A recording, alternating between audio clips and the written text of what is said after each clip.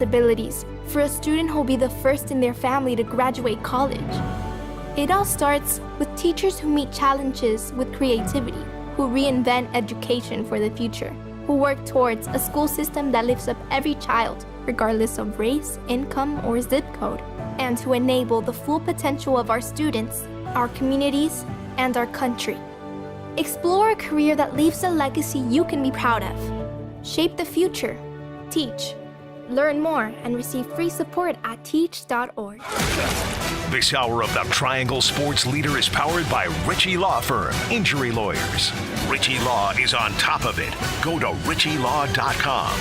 That's ritchielaw.com. WCMC-FM HD1 Holly Springs. This group came together. They had a plan for the different pressures and rush packages that they were going to give us. And, it came down to some one-on-one opportunities that we weren't able to make, and, you're in those third down situations, and we didn't come away with, being able to get a new set of downs to get deeper and deeper into our play action passes, get back to the run game. And next thing you know, we look up and we got to go, and we got to put the ball down the field.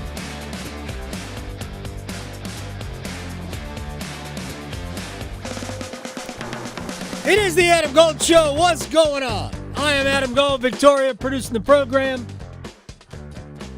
It's already my Friday. It is your Friday. We're going to talk about your football team in a bit. Oh, we are. Got a lot of stuff today. We're very busy. Yeah, well, that's what we do. There's a lot to go over. Yes. Bridget Condon will join us, NFL Network. Ryan Wilson will join us, CBS Sports. We'll more NFL with him. I mean, honestly, Thanksgiving week is all about football. Mm-hmm. Football, eating. Yes. Then napping. Yes, maybe I'll nap during the show. We talked football and eating with Mike Felder yesterday. Yes. Always fun. Uh-huh. And then in our third hour, Evan Cohen, ESPN Radio, Unsportsmanlike. Like, we call Evan because, let's just call Evan. Yeah, we just miss him.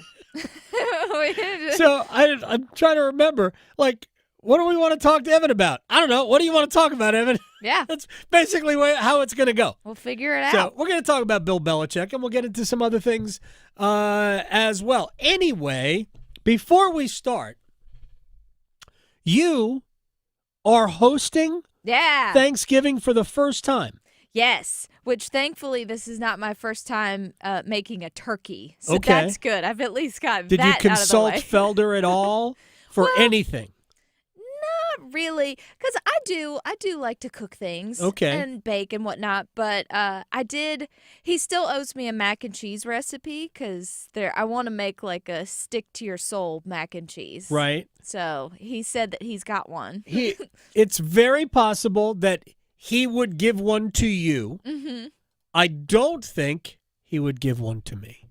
Oh, no, it's secret. Yes, absolutely. He's Well, got a lot of secrets. I will say the reels on the social medias, they get me all the time with these recipes. And I did just see a mac and cheese one yesterday that looked really good. Like, it's very tempting. I might have to make that one. He's making a creamed corn. Yeah. My wife introduced a corn casserole to our Thanksgiving spread. Mm-hmm. Like, we don't need any more sides, to be perfectly honest. Yeah. We really should kick one out. Right. Like, there should be a roster limit. That's a whole meal, just the sides itself. Like, if I had to make a list, because we make lists these days. Mm-hmm. We've got we got mashed potatoes, we have sweet potatoes, we have the green bean casserole. Mm-hmm. We've got lots of starch. Come on. Right. Like the turkey needs any help. I mean, there's more. I'm sure I guess we call it stuffing. You call it whatever you want. Yeah, it's just whatever. Stuffing. Whatever comes out. Yeah. There's more than that. There's squash. There's a corn casserole now. We have like 9 sides. I can't do all of it. Right. I have no room for turkey. See, I that's kick half out the battle. things that I could eat any other day. Right. Yes. Kick them out. That's key. I like to have things that you don't just eat on a normal whatever day. We've been married 20 years. This is actually going to be our 21st Thanksgiving. Because we did Thanksgiving the year before we got married. You turned legal this year. Yeah, exactly. That should be a side, too. Things I could say. I have never had normal mashed potatoes, ever, at a Thanksgiving, because we can eat those whenever. Anytime. Yeah. I guess you could eat any of these things anytime also. True. But the sweet potato is just not the best. Yeah, oh yeah. I could just eat that. I love sweet potato casserole. Oh my gosh. I know. It's not good for you, but sweet potato, the sweet potato part is good, but the rest of it isn't. Exactly. I love the green beans, which oh yeah. Anyway. Green bean casserole. See, that's just where you elevate it. Like, you could have green beans anytime, but like the casserole, are we really just making a bunch of casseroles all year? No. I could just eat the fried onions that are on top of the green bean Just give me that. True. Yeah. I just eat those. Yeah. Anyway. Which I think some people probably put on their mac and cheese, maybe. I don't know. They put it on everything. How much of this are you responsible for? How much of this are you making? 60% maybe. My mom is also bringing a lot because they're in Greensboro and they're bringing things with them. So, yeah. So she's bringing a lot of different stuff. So, because that's the other problem. My oven is only so big. Right. We have a double. We have an upper and a lower. I would love that. Oh, no, you don't have an upper and a lower. That bird is taking all that space. So a lot of stuff I need to make tomorrow. Have it ready, and then maybe just heat it, or, and I have toaster ovens too, so that'll help if I have to zap something, quickly, but yeah, that's where the struggle is. Most of the cooking is done Wednesday. Yes. Mm-hmm. See, that's key. Yeah. You don't want to be doing all that stuff on Thanksgiving. The baking will all be done tonight. Oh, I think. Yes. Most of the cooking, though, is done Wednesday. The turkey gets its own, its own spot on Thursday. All right. Thursday morning, it goes in probably at 10 o'clock. By 10 o'clock, it'll be in the oven. Okay. Yeah, see, this year it's going to be a little bit later. I like to make a breakfast casserole for the holidays. We do that for the next one. See? Yeah. No, Thanksgiving morning, we got stuff to do in the morning. Well, I know it's an eating day, so I just like to Nobody's opening up any presents on Thanksgiving morning, so we don't have to deal with it. So, yeah, it's all about food. Plus, the casserole thing is, it's so good. I love my breakfast casserole. I have to bring you some. It's delicious. Maybe Michael Felder would like it. I'll bring him some. You could bribe him. I know. I'll give you this. Yes, come into the studio, and I will make you a casserole. All right. So, good luck with all of that. So thank you. Today is so you're not here tomorrow. No, I gotta start the planning. Totally understand. Well, actually, start is not a good word. I should activate the planning tomorrow. Yeah, the time goes fast. Yes, and there's also like Biff's got to get a bath. There's visitors. He's got to be a gentleman and present himself well. So right, because we don't do it at our house. We do it at my in-laws, and the dogs stay back. But Earl still needs to get his sweater cleaned. Oh, there you go. See. I've shown you his new sweater, right?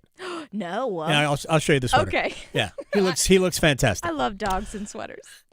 Especially him because I'm cold. He's huge. I'm cold. So, all right, let's go. Let's get it started. Let's get it started in here. I am significantly older than you, Victoria. Maybe I'm like 95, and I just well, if you are, you look great. You look great for 95. Thank you. Is that an HR violation? I hope it's not. So, they used to call the cast of Saturday Night Live, the original cast of Saturday Night Live, Belushi, Aykroyd, Chevy Chase, Garrett Morris, Bill Murray, Lorraine Newman, Gilda Radner, Jane Curtin. I think I got all of them. It's a good one. They used to call the original, 1975, the Not Ready for Prime Time Players. That was their unofficial name. Actually, I think in the first year or two, it was their official name. I think you know where I'm going. 20-9, 49ers win.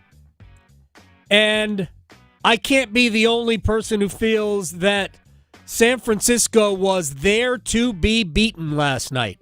Yeah. Especially in the first half. Brock Purdy threw 3 interceptions, all in the first half. They begged the Carolina Panthers to go to Levi Stadium and win that football game. And the Panthers went, nah, We can't. No. We don't know how. We don't know how to score. We just don't know how to do this. Twice in the first half, the Panthers started possessions in plus territory. Twice. Yep. That equaled 3 points. The 3 interceptions turned into 3 points. If you are going to average 1 point per turnover created, you will never win a big football game. Nope. Ever. First, there is a difference, and I said this yesterday on the show. I put it out there on Twitter yesterday as well. There's a difference between being in the hunt for a playoff spot, which the Panthers still are, and actually being a playoff caliber team. And I said this after the Saints game, and I realize that in terms of playoff probability, the loss to the Saints didn't necessarily damage their chances of making the playoffs. It stayed at about the same. Here's the thing. It could have been so much better, and it should have been better. And I haven't looked today at what their playoff probability is, but I don't care what their probability is. There were opportunities to win that football game last night. Let me just take that back just a little bit. It's not that there were opportunities to win that football game. There were opportunities to apply even more pressure to San Francisco, and they just opted out. And you can miss me with the whole, you are what your record says you are. Look, that is a fun line that Bill Parcells used a long time ago, and we have decided that that is football gospel, and that's garbage. It's not, because there's a difference between, what's the Kansas City Chiefs record right now, 6-5? I think so, or it might be. Yeah. I think it's 6-5. They're 6-5, and before last night, the Panthers were 6-5. Mm-hmm. There's a difference between those two teams, and everybody with functioning gray matter knows that. So we don't have to pretend that the Panthers were better than they were. And it is funny to me to hear the national view of the Panthers, because they don't. Troy Aikman doesn't watch the Panthers all the time. Does not. Joe Buck doesn't watch the Panthers all the time. And they're talking about, oh man, Bryce Young coming into his own. Like, I don't think so. Right? We watch them every week. And we know what they are. We certainly know what it looks like when they play well. But we also understand that we don't see that all that often. They have won 6 games. 30-0 over the Falcons for their first win. I think we all understood that was a little bit more about what the Falcons didn't do. Panthers were the better team. Nobody's suggesting otherwise. But that wasn't, man, Carolina just crushed Atlanta. Nah, they didn't. Atlanta crushed Atlanta as much as Carolina did. So, again, I don't want to play the whole, we're going to relitigate the entire season. But ultimately, last night, what happened was what I was hoping wouldn't, but I thought probably would happen. Mm-hmm. And that the Panthers proved not ready for that moment. Here's Dave Canales on the loss.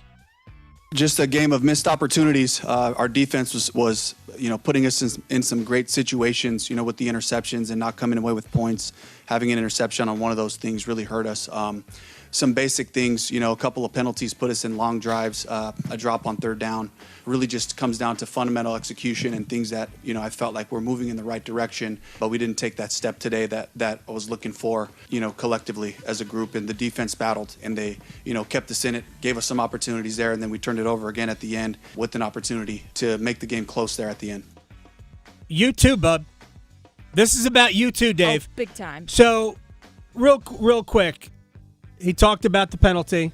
I think Ike Ekwonu committed a hold that took away a Tommy Tremble completion, right? Mm-hmm. Teteroa McMillan, another drop. Multiple. I love McMillan's future. Yeah. There are way too many drops on simple plays. Yes, he did change his gloves, though. That's good. That's good. Right. Whatever you got to do, buddy. Did you catch any passes before the game? Did we right? Nah, whatever. That's all about his own mind. Oh, yeah. That's fine. I joked on Twitter he was hanging out with Xavier too long. Well, here's another. This was in the second half. Leggett, if you go out of bounds, you're done. Yeah, that's it. That takes a completion away, right? You can't. It's not that. Well, what do I do? It's don't go out of bounds on your own. Right. He wasn't forced out of bounds. He just drifted out of bounds. Please, we got to be better about these things. Yeah. And here's Dave Canales on the inconsistency of the offense. Yeah, it's just fundamental execution. It's the little things. It's making the completions. It's, the right throw, catching the ball, doing all the little things right, that I can count on these guys to do, and making sure that shows up weekly. He makes it sound like a high school team. We can't count on them doing it. No. Obviously. So he talked about the defense, and the defense played well, right? So I got pushback when I said clearly the Panthers are not ready for prime time. Well, the defense was to a point. Until JC got hurt. Well, yeah, tons of injuries last night. And I think basically all of them except one were concussions. Yes. So hopefully everybody's okay. We don't know. The defense definitely did play well. J.C. Horn had 2 interceptions. Mike Jackson had 1. But they still allowed 23 first downs. They still allowed 7 of 13 conversions on third down, 2 of 2 on fourth down. They had 0 sacks. They didn't apply a lot of pressure to Brock Purdy. And yes, this is a contribution from the offense or lack of contribution from the offense. But the 49ers ran 70 plays. So while we're sitting around praising the defense, yeah, there were 3 interceptions. And the 49ers clearly were not super explosive offensively. They moved the ball pretty well. They did. We're going to be honest, right? Defense was good. Defense was not great. It gave you a chance. The offense, unfortunately, abstained from helping. So, to me, a huge disappointment for a lot of reasons. And I'm going to start with the guy we've already heard twice. Was everything going to be to the sides and horizontal, or did last week not happen? I get it. Atlanta is different from San Francisco, except the 49ers secondary is a weak spot. How are we not asking questions of their back seven? How is that not happening? I don't know. I can't answer those questions. I do know that last week I watched the Panthers throw the ball down the field while Bryce was getting sacked a lot. He was sacked once. And yesterday, not really. We're not interested. Right. Everything was short. I mean, it took, I think, until the third drive to throw the ball more than 5 yards down the field. What are we doing? Yeah. And then you throw the ball when you shouldn't be throwing the ball because why he didn't run. Bryce could have run it in. Yes. He didn't. No. Should have run it in. Didn't. Didn't read the defensive back who dropped back into coverage and made a good play, but still should have run it in. End of story. Yeah. He made some other not so great throws. I thought that was a bogus intentional grounding call. It didn't matter. I hated the explanation about why that was a good call was something else that annoyed me because, wait a second, he's not avoiding a sack. Clearly, he thought the receiver was going to cut out, and he cut in, or I think I get that right. Might have been the other way, but still. So that was just miscommunication. That's not intentional grounding ever. And whoever their rules guy was, well, it doesn't have to be, we can't get it. Stop it. He wasn't avoiding a sack. Anyway, that annoyed me. But he missed Jalen Coker on the 2-point conversion when they did score, right? To make it 17-9. He missed Jalen Coker on the 2-point conversion. That was just a poor throw. Coker might have been kind of held up a little bit, but I don't think that was a penalty. Right. I think that was just normal, you're allowed contact. Anyway, I do have a question as to why they went for 2. I know. You just made the extra point. Why? So you made the decision at that point to just take the 1 and make it 17-10. That was your decision. I watched it. I saw the ball go through the uprights. Right. And then, hey, there's a flag. Oh, we could go for 2 and move it a whole yard closer. We should go for 2. That's where he missed Coker. So now it's 17-9. In the grand scheme of things, at the end of the day, it didn't cost Carolina a win, but I think it showed a flaw. Yeah.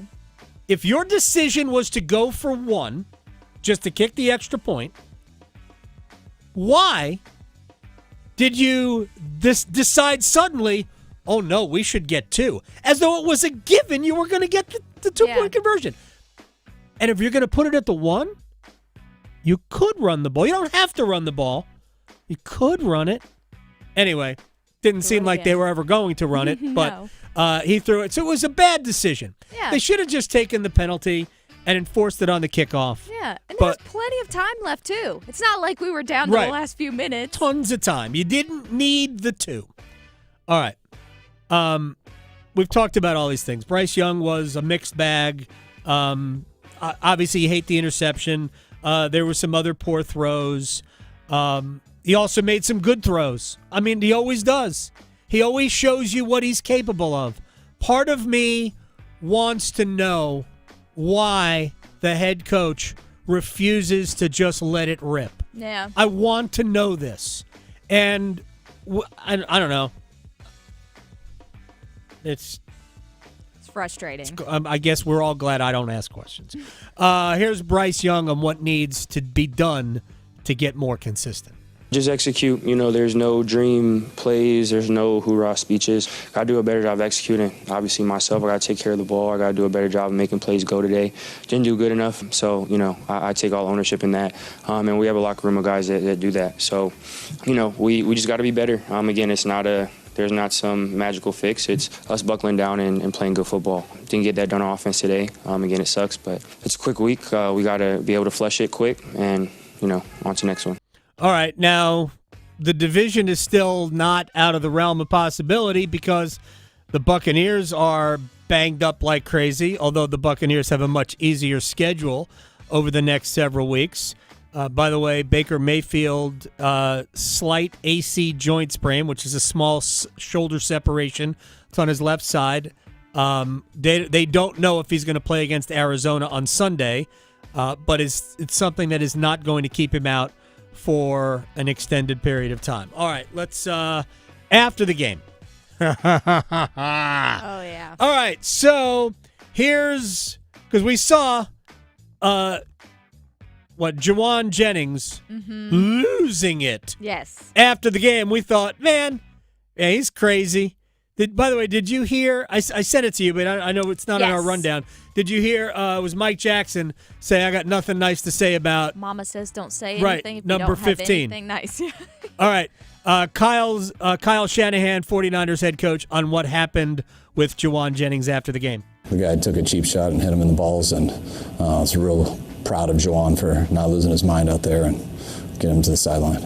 Well, he kind of did lose his mind, but yeah, justifiable. Because my first thing was because Jennings took a swing, and I thought, the league probably would probably give Juwan maybe the week off next week. Right. And then we saw the whole thing and went, oh, well, I think Trayvon Moehrig is, if one's going to get the week off, he's going to get it too.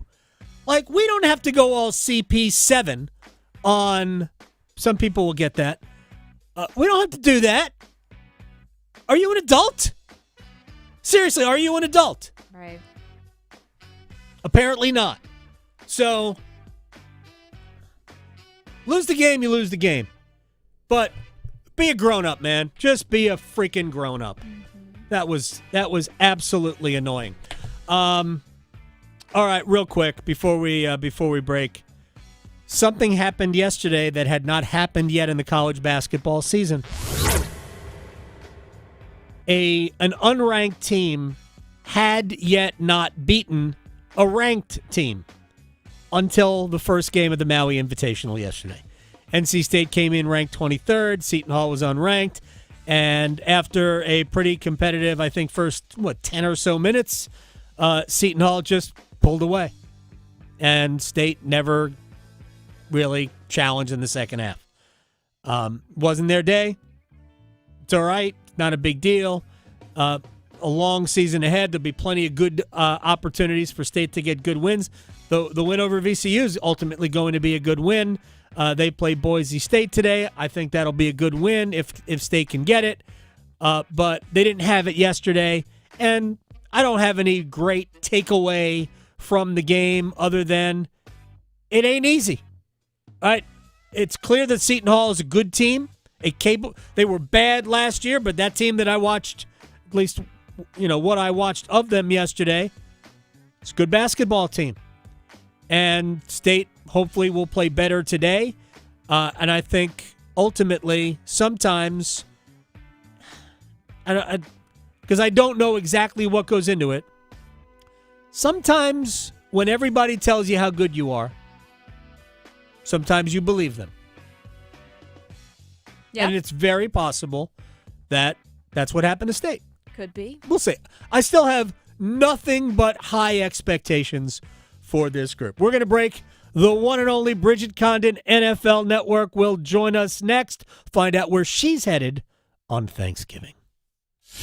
Because your fantasy football team needs all the help it can get, the Adam Gold Show on the North Carolina Sports Network.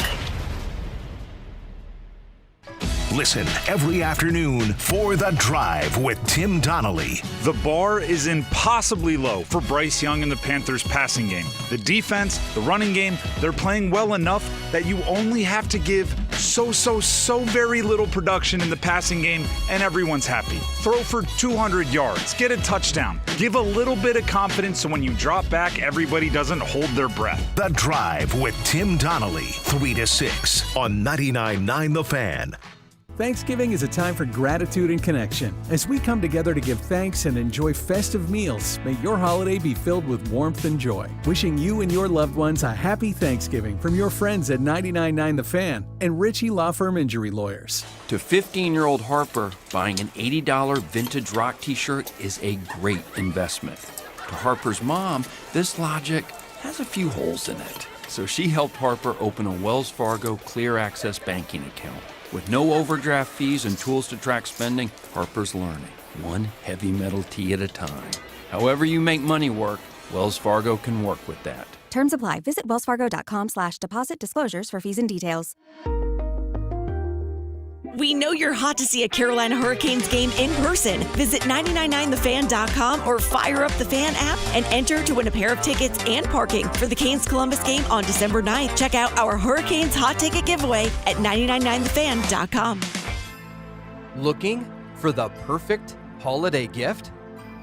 Discover Omega at Bailey's Fine Jewelry in Raleigh's Village District. Whether it's the Speedmaster, Seamaster, or DeVille, these exquisite Swiss watches capture the joy of every moment. Celebrate time well spent. Visit Bailey's Fine Jewelry, where Raleigh shops for Omega. It's bow time. Fumbling the food on game day? Rookie move. But you know Bo can make your tailgate a winner, breakfast, lunch, or dinner. Because the Carolina Legend has everything you're craving. We're talking crispy, juicy chicken loaded with real Southern flavor, fluffy scratch-made buttermilk biscuits, and all the fixins to feed your whole crew faster than you can say touchdown. Be the MVP this season and let Bojangles do the cooking. Order your tailgate today. It's bow time. Planning a tailgate? Then it's bow time. Bojangles has everything you need for the perfect tailgate, no matter how many fans you're trying to feed. There's the original tailgate, the super tailgate, and for a really big crowd, the jumbo tailgate special. And if you like your chicken off the bone, choose the Supreme's tailgate special that includes 12 perfectly seasoned tenderloin fillets. So grab the tickets, get that Bojangles tailgate special, and go. It's Bo time.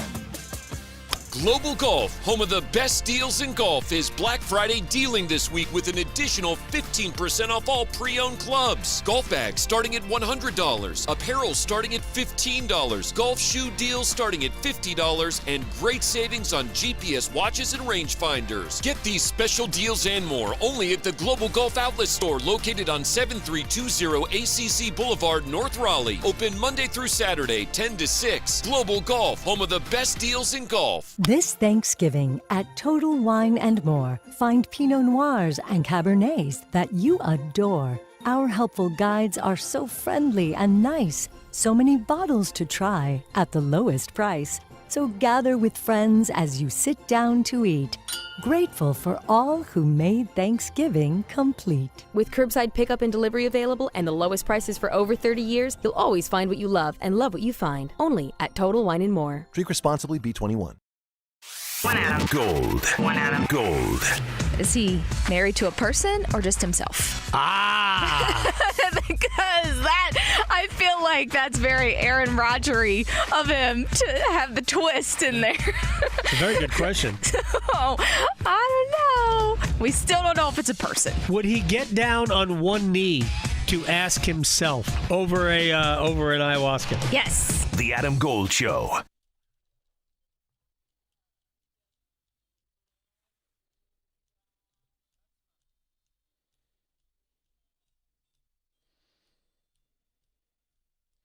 It's the Adam Gold Show. I am Adam Gold. Victoria on the Thanksgiving ones and twos. Right? It's a great track, by the way. It is. It's a great track. I had to save this one for my Tuesday Friday. That's right. It is. It is. And I was told last week when you were taking the rest of the week off and I was going to reach out to both of our friends, but one, Brooke Pryor from ESPN, which I did not, and the other, Bridget Condon from NFL Network, which I did. But I was told that I was not allowed to speak with either when you were not here. These are my girls. We gotta be here. Bridget Condon, NFL Network, is joining us here on the Adam Gold Show.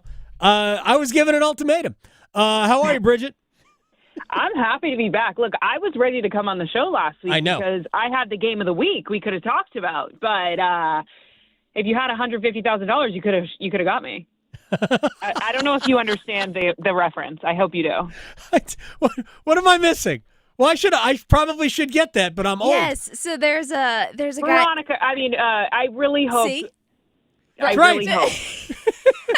Ryan Wilson's coming on later, so he's going to do the exact same thing Bridget did. No, there's a guy, and I cannot think of his name, but he sings, "If I had $150,000." Stop it. You haven't seen this, Adam? No.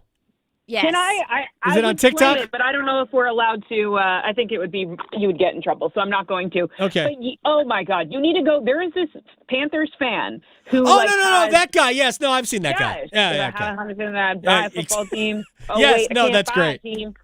Oh my God, I'm obsessed with him. He's funny. And yeah. He's hilarious. He has great rhythm. I watched to try to learn. Anyways, if you had $150,000, you could have got me on the show last week. But it's my miss. The whole thing. The whole thing is my miss. All right. Well, since you were here long enough in this market long enough, there's Panthers in your blood. Wasn't last night just completely disappointing? It was such a deflating game because it looked to me like the 49ers wanted the Panthers to beat them. Yes. I mean, Brock Purdy threw 3 interceptions. The issue, I have a lot of thoughts on the game. Number one, very happy for Christian McCaffrey. Yeah. I think that he was such still is an amazing player to cover, right? You love these guys when they're good people and they're good on the field and they're good to reporters. He was always so good in Carolina, and he was there during a tough stretch, and he still was very respectful, gave great sound bites, worked his tail off, and then kind of feels like it was shocking that he got traded, right? Like he was their team, and then he gets traded to the 49ers. Very happy that he went out and showed them what they are missing. Yeah. I think both parties have moved on, and he's very happy in San Francisco, but it still was great to see that. On the other hand, Brock Purdy threw 3 interceptions. Kyle Shanahan was asked post-game if he thought Mac Jones still had a possibility of being the starter moving on, which he totally shut down. But anytime you're asked a question like that, you would think that they lost the game, right? Well, no, they didn't, because the Panthers didn't want to win the game. I am disappointed, but not surprised. This is the issue with so many teams, specifically in the state of North Carolina. You think you figured them out, and then they throw you a curveball. So I'm just, we talked, a month ago, and I was like, I'm not buying this Panthers team. And then they beat the Packers. I think we talked before I was going to cover that game, and I was shocked. And I mean, they have some good wins. They have potential, but you can't this is the issue too. The Panthers are not a team that has a big national following like the Cowboys, like the Steelers, like the Bears. So when you get a primetime opportunity, you need to show out so that you can stay in the conversation across, the week on these big national platforms. Unfortunately, the Panthers did the opposite, and we're in prime time and just couldn't live up to the moment. And I mean, they still have a good record. So they still could win the South. So we're not going to shut it down, but a really tough test. Now you have the Rams next. And they'll need Sean McVay's team to be asleep at the wheel, which they won't be. Here's where I won't say they won't be, because every team has those games. Of course, like a team like the Buffalo Bills has had like 3 of them this year, which is completely baffling. But I don't think that I disagree. I don't think the Bills have the talent on their roster that the Rams have. They don't, but they have the best player in the sport. They have the unstoppable force. But you're right. The Rams are a much better team than the Bills are. But like they both of the Rams' losses, because I watched both of them. Yeah. And they the Niners honestly, and and they should have been wins. One of them was overtime. Well, they couldn't kick field goals against the 49ers, and they had the game-winning field goal blocked and run back for a touchdown in Philadelphia. That was a chip shot. I mean, I'm not saying they would be 11-0, because they probably wouldn't, because they have won some pretty tight games since then. But honestly, they should have won both of the games that they lost. I think they are the best team in football, and Matthew Stafford is playing at an MVP level. Yeah. Why is nobody agree? And I think looking at their schedule, okay, so they have the Panthers, the Cardinals, the Lions, Seahawks, Falcons, Falcons, Cardinals. I could see them overlooking the Cardinals more so than the Panthers. I get what you're saying, though. They just whipped the Buccaneers behind. And now it's a holiday week. You got to travel across the country. You're playing early, so you know how that is coming from the West Coast. And guys could be half asleep. But I think I don't know. They need to win it. They can't mess it up. Seattle's right behind them. The 49ers are winning. Yeah, that's a game. The Rams can't afford to slip up, that's in their favor. But that's and I don't think they will. I think they'll win this game comfortably. But that's where the Panthers are. They're going to need somebody to be asleep at the wheel, because to me there is a difference between being in contention for a playoff spot, which is what the Panthers are, and being a playoff caliber team, which the Panthers are not. They're just not. They're not there yet. We have a quarterback who is at times really good. We watched him be really good last week. And this week he was good sometimes, and then he throws the one interception on the after the first Brock Purdy interception, where he could have run it into the end zone, and instead he throws a pick. The second interception, that was a blown defensive pass interference call, but is what it is. But he was just okay. I think the head coach was worse than the quarterback, to be perfectly honest, and those are other issues, but they didn't really run the ball effectively. They didn't do a lot of things well.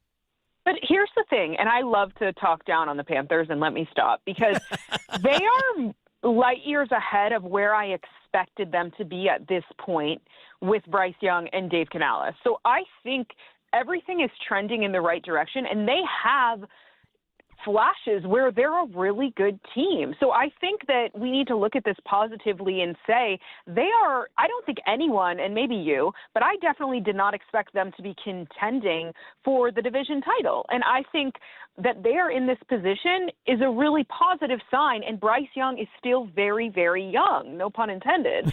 They're going to be just fine. The issue is they still have the Bucks twice. And those two games those are two playoff games. They are, but those are the two hardest games the Buccaneers have left by a lot. The next three are home against the Cardinals, home against the Saints, home against the Falcons, and then the two out of the last three will be against Carolina. Meanwhile, Panthers get the Rams, the bye week, then they're in New Orleans, which New Orleans isn't very good, but the Saints just won at Bank of America Stadium, and then they close Tampa, Seattle, Tampa. Ooh. Oh, yeah, no, the Panthers' remaining schedule. Seattle is tough. My gosh. Though, I feel like the Panthers play well against Seattle, but Seattle is tough. Like, Seattle should have beaten the Rams, could have beaten the Rams. I think we do top five, bottom five, and I'm going to do it later today. Last week, I had the Rams 1 and Seattle 2, but they were basically the same. Yeah, right? I mean, just that division is stacked minus Arizona. I had to me the three best teams in the league might come from that division because I think San Francisco with all their injuries is still incredibly good. Brock Purdy to me is a top 12 quarterback in the league. I don't know why everybody's losing their mind. He did throw 3 interceptions yesterday, by the way. Are you Bridget Condon, NFL Network, at Bridget Condon on Twitter? And there's an underscore, I guess, at the end. Yeah, I guess. It's all right. Is anyone even using Twitter anymore? Come on. Are you also Bridget Condon on Blue Sky? Blue Sky. Get on Threads, Adam Gold. Threads? Threads where it's at. Okay, I have to get on Threads.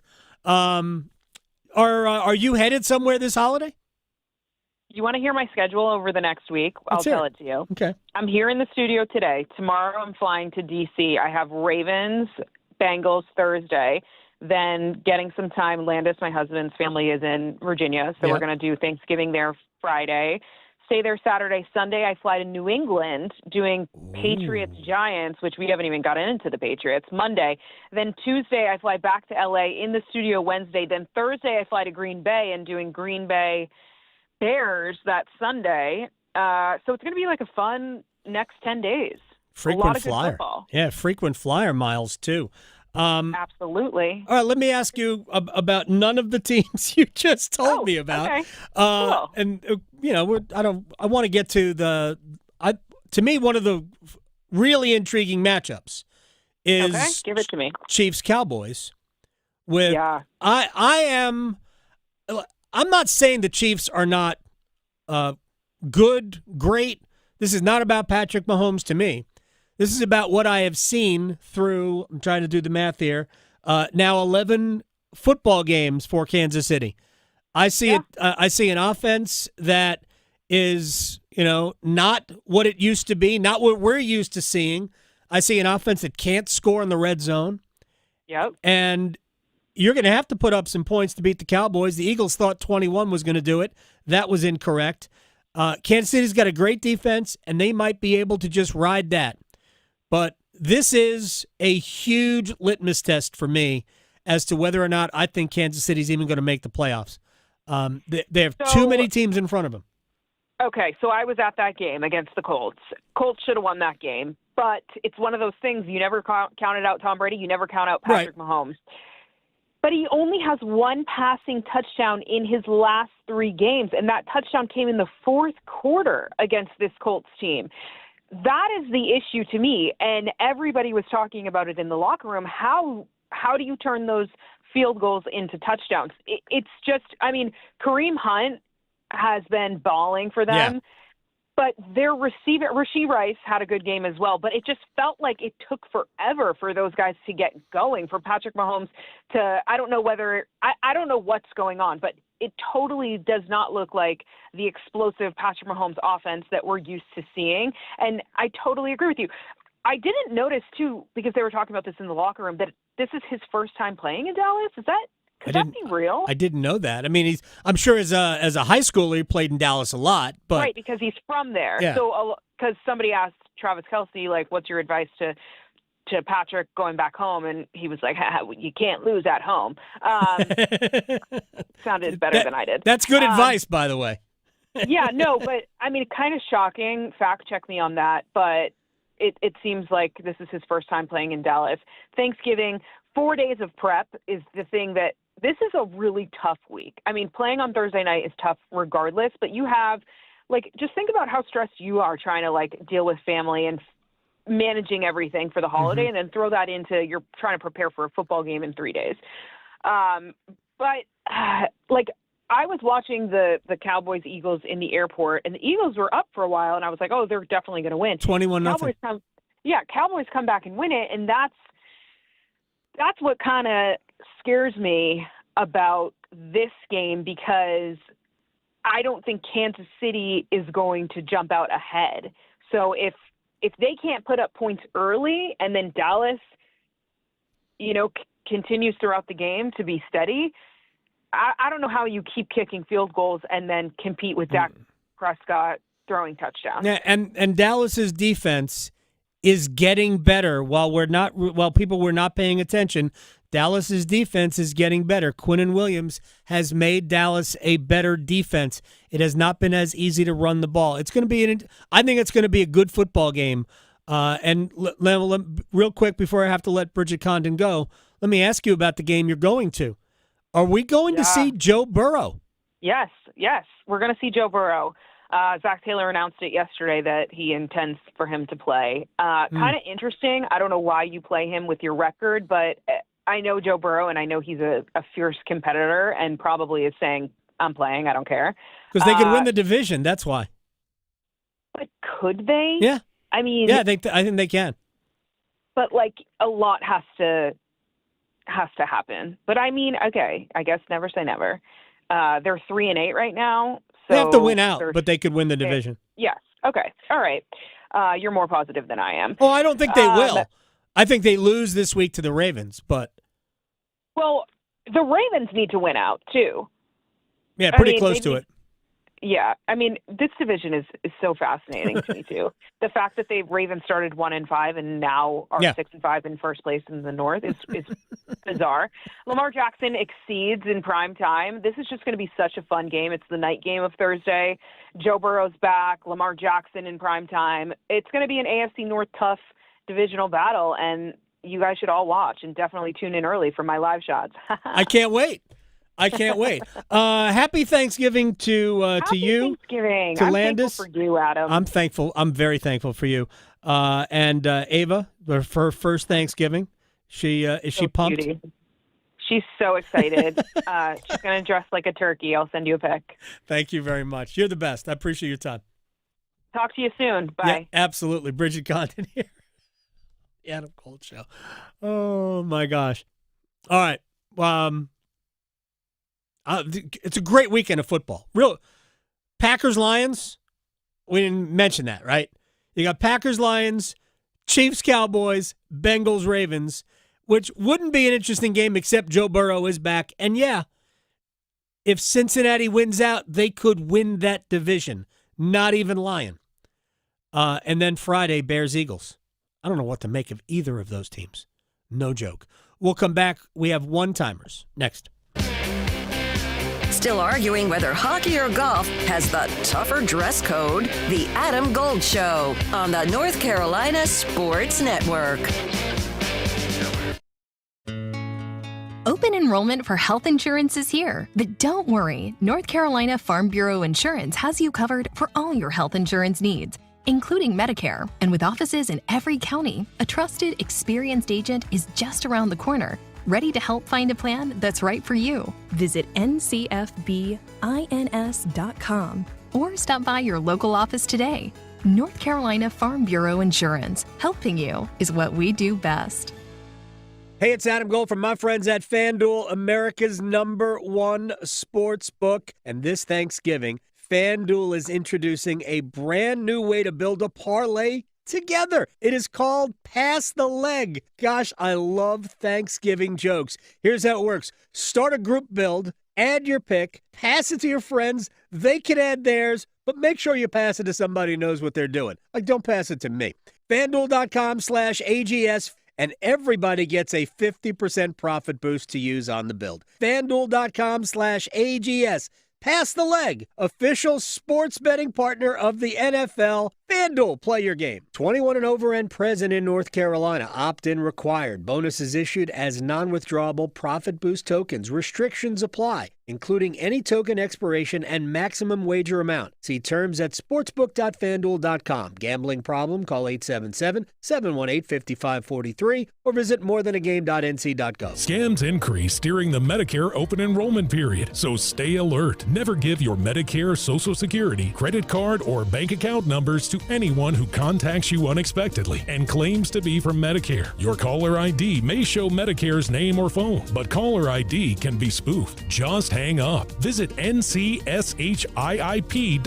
or call toll-free at 855-408-1212. SHIP provides free, unbiased help in all 100 counties. If you pay your city or town for electricity, you live in a public power community.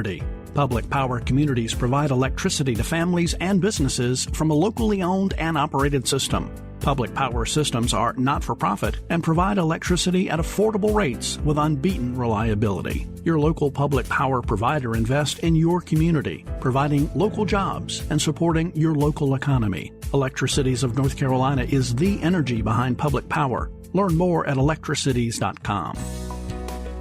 Agriculture drives our local economy. I'm Lee Ivey, Director of the Agriculture Institute at NC State University, and we are looking for our next generation of leaders. If you want to make a difference and help feed the world, join us at the Ag Institute, where we grow successful graduates, productive futures, and rewarding lifestyles. We offer 2-year degrees and hundreds of internships. Learn more online by searching NC State Ag Institute. 2 years, 1 degree, endless possibilities.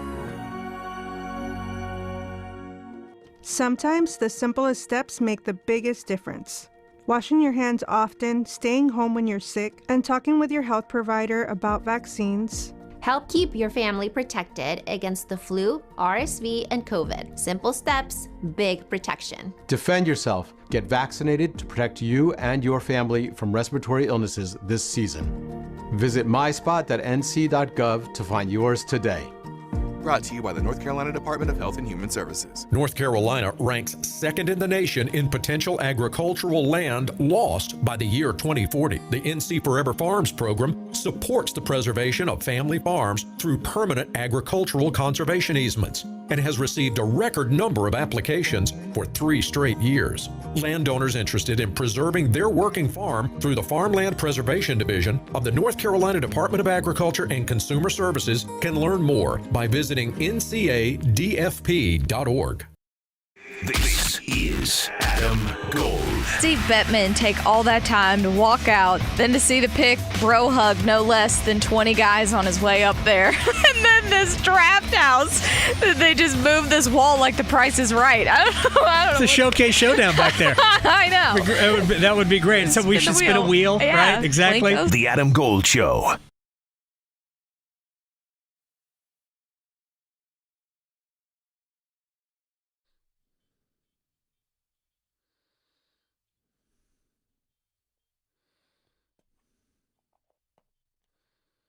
Never heard of this one. This is a new one.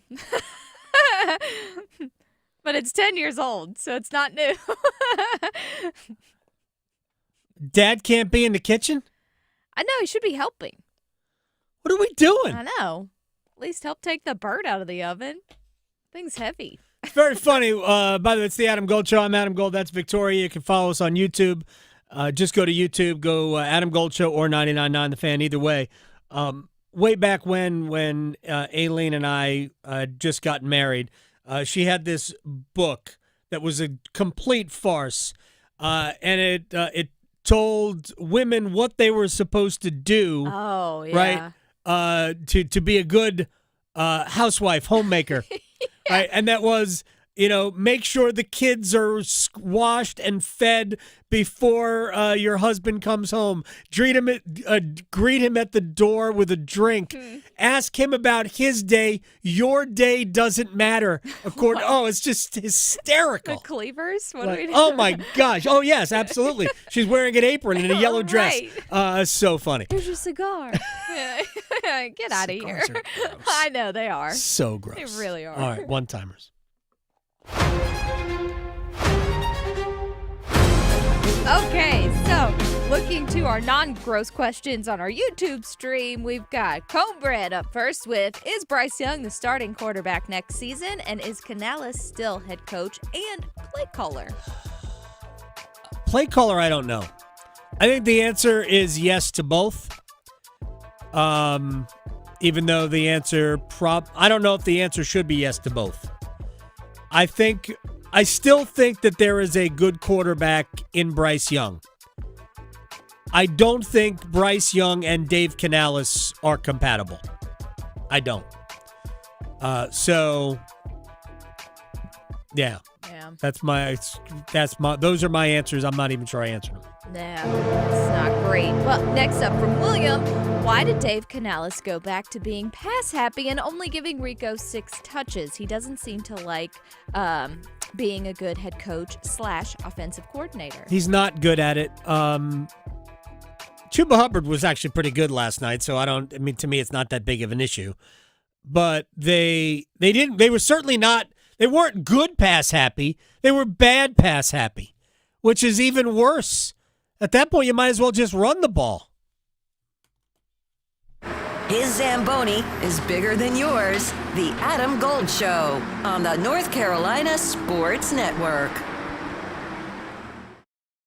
Listen every afternoon for The Drive with Tim Donnelly. The bar is impossibly low for Bryce Young and the Panthers passing game. The defense, the running game, they're playing well enough that you only have to give so very little production in the passing game and everyone's happy. Throw for 200 yards, get a touchdown, give a little bit of confidence so when you drop back, everybody doesn't hold their breath. The Drive with Tim Donnelly, 3 to 6 on 99.9 The Fan.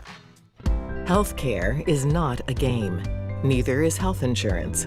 Contract negotiations between WakeMed and United Healthcare are down to the wire. Our terms are clear. Play fair. Stick to the rules. Patient care is at risk. Whatever the outcome, WakeMed wants to be here for you with the care you deserve. Anything else just isn't in our playbook. Let United Healthcare hear from you. Learn more at wakemed.org.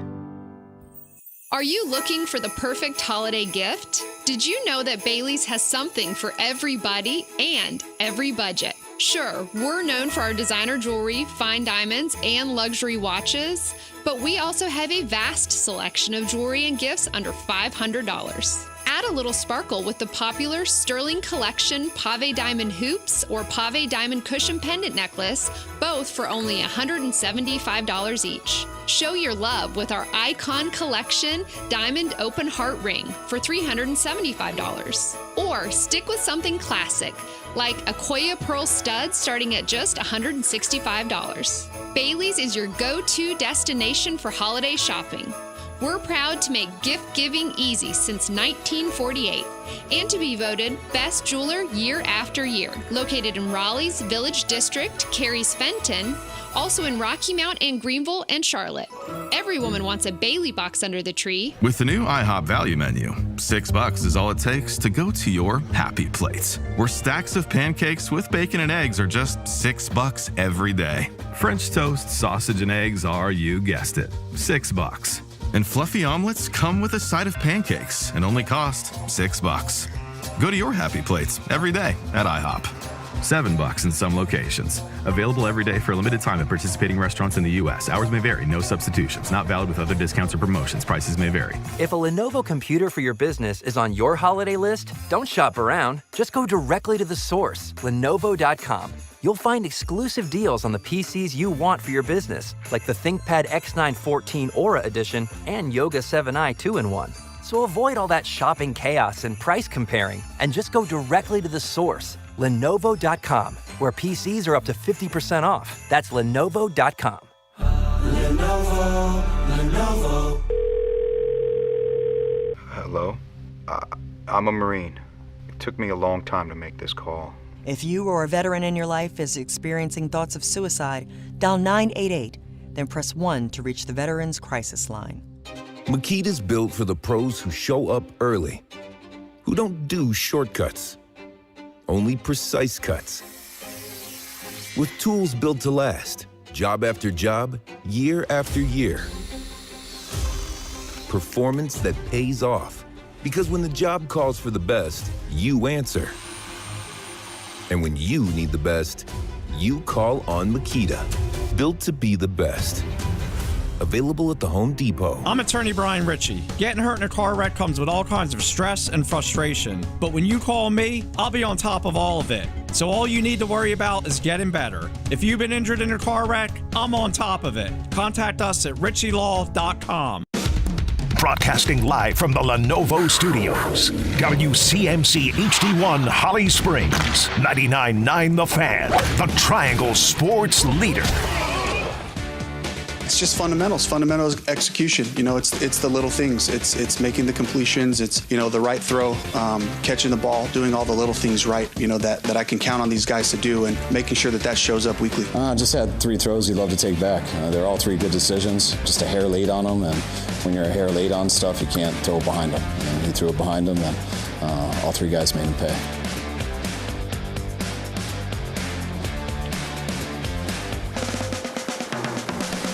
It's the Adam Gold Show. I am Adam Gold. Victoria producing the program. It's Victoria, right? Last I checked.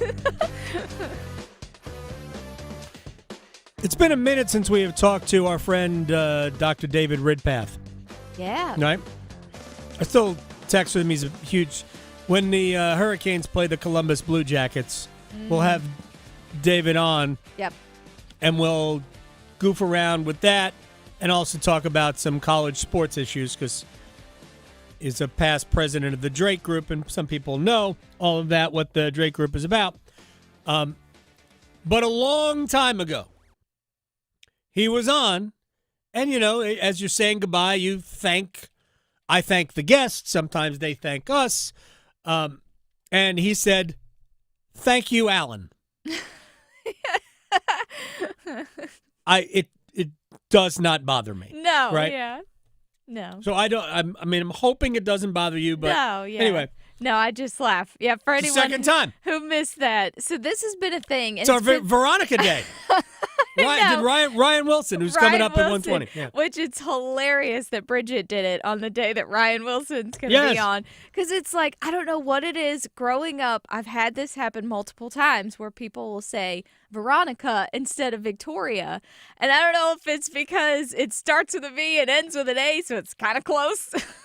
Maybe they're all Archie comics. I read all the Archie comics. Right. Riverdale High, I knew all about it. Betty, Veronica. Yeah, exactly. Honestly, I was more Veronica than Betty. Well, there you go. So, yeah. No, that's a thing. But anyway, I missed it. Bridget said Veronica. So funny. I just laugh because, honestly, I never expect anyone to know how to say my last name.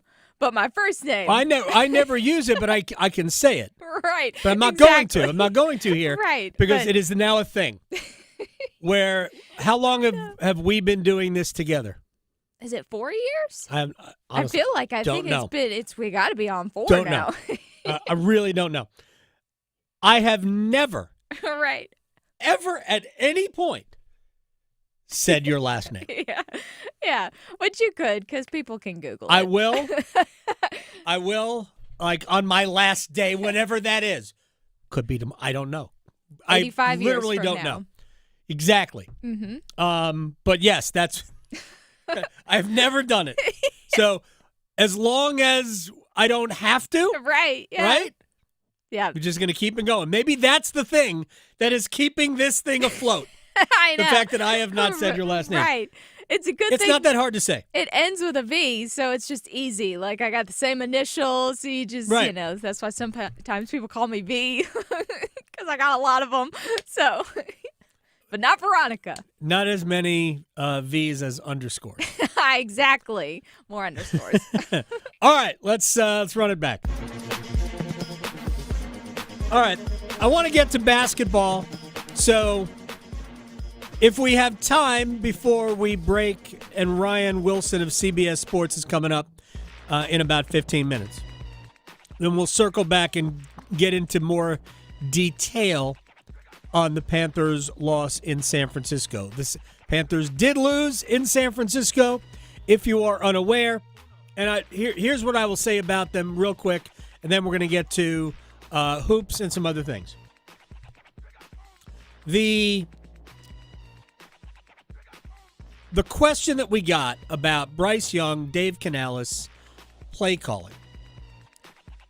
It's unfortunate that we only had like 90 seconds because it's a complex, I think it's a complex answer.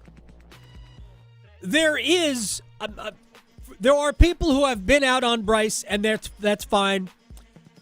You're probably right, to be honest. I'm not out on Bryce, but I'm also not in on Bryce. We see too many instances of good Bryce to not think that there is a good Bryce in there. We saw it last night. He makes a lot of really good throws. And he's elusive, and he can get free, and he can throw on the move. There's a lot of good things that we see from Bryce Young. So I think if I'm the Panthers, if I am going to make their decisions, I say, yes, Bryce Young is your starting quarterback next year. That doesn't mean that I don't want to apply some pressure to Bryce. Andy Dalton is not pressure to Bryce. He is a well-worn pair of jeans that might have a hole in the crotch. Exactly, but you just can't give them up. I have those jeans, and I wear them in the barn. I do not wear them here. Good idea. Okay? Right, exactly. The horses don't care. They're naked. Right. So, the Andy Dalton is not pressure to Bryce. I think that would actually benefit Bryce. But I'll tell you this. We are now in the last third of year 2 of Dave Canales. He's not better than he was last year. And I don't believe that Dave Canales and Bryce Young are a match. So if you can move on from Bryce. If you I don't think it would be a tremendous loss if they moved on from Bryce and chose Canales. But you would then be banking on Canales figuring it out with another quarterback. And frankly, how much time are you going to give a head coach who has, in my opinion, not proven that he is ready for this? Exactly. Feels like a lot of setbacks. I thought last night, while Bryce, that decision to when he threw it instead of running it in, he could have run the ball into the end zone. Should have. Yeah, could have done that and opted out, which is why they had to kick the field goal later because, you got to get something out of this drive. You have to. I thought last night was far more about Dave Canales than it was about Bryce Young. And I put this on Twitter. It was as though last week never happened.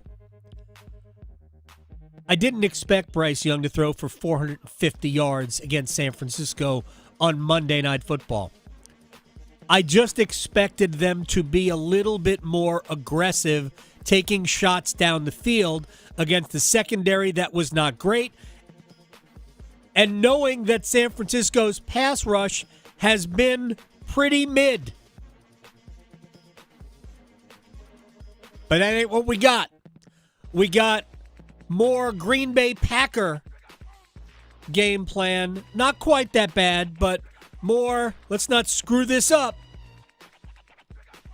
I mean, you gotta play without fear, you gotta coach without fear, and none of that happened yesterday. I'm and curious, that is your head coach. too, how frustrated the players are, because I think it was Sheena Quick that posted the Rico Dowdle, just a 48-second clip. I saw that. You could see the frustration on his face. Like, he wanted the ball more, but he goes back to coaching. Yeah, Dowdle was so good for that 3-week stretch, right? So good. And then Canales screwed that up. Mm-hmm. And he's not the same. Like, he wasn't like we have to have him on the field last night. Chuba Hubbard, I thought, was pretty good. Yeah. So, again, I don't know that was the issue. For me, the issue was, oh, man, we're terrified to throw the ball down the field. Oh, I don't want to do that. Everything was horizontal or short or man, this is not an offense that is built for 3 yards in a cloud of dust. No. It isn't. Even though it is a keep pounding. Nah, it's not. It's not. And by the way, you know who disappointed me last night? Ike Ekwonu disappointed me last night. Yeah. The offensive line wasn't great last night. Anyway, let me move on. The NC State lost to Seton Hall yesterday, and it just was not. It was not the type of a game that you. Honestly, it's not the type of a game I saw coming. I thought that on this stage, I thought we were going to see the Wolfpack show well.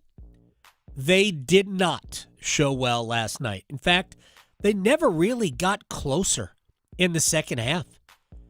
You know, Seton Hall kind of established their dominance is not really the right word here. Within the game anyway. They were better. And NC State really didn't have a response to that. Here's Will Wade on the loss. We didn't play very well. Give Seton Hall a ton of credit. They were more aggressive than we were. They were tougher than we were. And, we just didn't do a good job. They killed us in the paint by 14, out-rebounded us. We're just scrappier than we were. And so very disappointing, especially have all the fans out here and everybody out here. And, we didn't play our best today, but we got to turn the page quick and have a next play mentality and move on because we're going to play another really, really good team tomorrow. And so today we were just disjointed and didn't play to our standards. So disappointing result, but we need to turn the page and be ready to roll moving forward. Now, they played Boise State. He had no idea then who they would be playing. I believe State was the first game. I can't imagine you could start a game earlier than 9:30 in Hawaii, but they will play at the Tooth. They'll play the first game again today, and it's Boise State. And it's a team in some ways similar, not quite as established as VCU, but it's a top 100 program, and it's a win. It's a game that they'll need to win. You can still have a good trip. You might end up playing a blue blood out there. I think Texas is still out there. Maybe you end up, I have no idea, either Texas or Arizona State. I don't know who won that game last night. So who knows who they have left to play. You hope it's not Chaminade, because that's a wasted game. Somebody every year has to play, 3 teams will play Chaminade, because you're guaranteed 3 games in this tournament. And Chaminade is the Division II school, I believe, out there. And it's their event. Traditionally have been out there. But it's a wasted game if you play it. So hopefully State will avoid playing Chaminade because, honestly, no good. But they've got to get back to playing the way they played. And there's a lot of reasons why yesterday afternoon could have happened. And we don't know the psychology of it. But NC State got a lot of hype, justifiably so, in my opinion. I think that they have if you look at their team, they have a good roster. Will Wade is a wonderful coach. I love the way they play. They just, for whatever reason, didn't have it. Did they believe that they were good? Did they go out there thinking that they were going to own the Maui Invitational? I don't know any of that. I hope not. But they didn't really make Seton Hall sweat in the second half. And that was a little disturbing. Here's Van Allen Lubin on what did Seton Hall do to them. I think that we were a little bit sped up and took some forceful shots, knowing that we can get better shots. We were kind of like well prepared. Coach did a good job, and just knowing that they're going to be very scrappy, they're going to be handsy, and do a lot of run and jump. And we just had to continue to stay poised, and I think we didn't do a good job of that. So that's something that we'll recover from, learn from this game, and bounce back for tomorrow. Sometimes you can try to come back in the game too quickly. I talk about it. It doesn't make a difference whatever sport it is. I watch youth teams struggle with it. You fall behind by, like soccer, you fall behind by a goal, and then all of a sudden, all you're doing, I was just trying desperately to score a goal. Yeah, you definitely see it in hockey. Oh, 100%. 100%. Like, you don't have to keep hitting home runs. There's a ton of time left in the game. If you get back to just playing your game, if you're good, and I do believe the Wolfpack are good, this game was still there to be won. This game was still there to be won with 8 minutes to go and a 14-point deficit. You can come back in a hurry in basketball. I mean, you can literally erase a 14-point lead. I'm not talking about like a 15-0 run, but you can erase that in 5 minutes. Get a couple of stops. You don't even need threes. Couple of stops, couple of buckets, and all of a sudden, oh, wait, now it's a 5-point game, and now we've got game pressure. But State didn't do any of that. One quick thing. The Pro Football Hall of Fame is down to their semifinalists. They're going to come up with 4 players from a list that includes Drew Brees, Phillip Rivers, Larry Fitzgerald, Jason Witten, who I don't think is a Hall of Famer, Frank Gore, who I do think is a Hall of Famer, on top of the fact that you've got Torrey Holt, Luke Kuechly, Adam Vinatieri, Steve Smith, Fred Taylor, Reggie Wayne. How are they getting 4 out of this? Good luck. My gosh. Luke Kuechly belongs in the Hall of Fame. Steve Smith belongs in the Hall of Fame. Torrey Holt belongs in the Hall of Fame. Drew Brees, Phillip Rivers, they're both Hall of Famers. Frank Gore, yeah. My gosh. Every year, the ballot is stacked. All right, we'll break. We'll come back. Ryan Wilson, I'll ask him about this. Ryan Wilson, CBSSports.com. Will also, he doesn't know this yet, but he does it every week with the First Pick podcast. We'll look ahead. Ryan Wilson joins us next. Still arguing whether hockey or golf has the tougher dress code? The Adam Gold Show on the North Carolina Sports Network. Hey, Carolina Panthers fans, it's Dennis Cox from 99.9 The Fan. For all the inside information on your team, join me and my co-host, WRAL TV's Chris Lee, for our podcast, Panthers Playbook, presented by Wake Orthopedics. In every episode, we'll keep you up to date on your Panthers, and we'll do it with access only we can provide. Locker room insight, exclusive interviews, and in-depth looks at every Panthers game. Follow and subscribe to Panthers Playbook wherever you discover your favorite podcasts or watch on YouTube.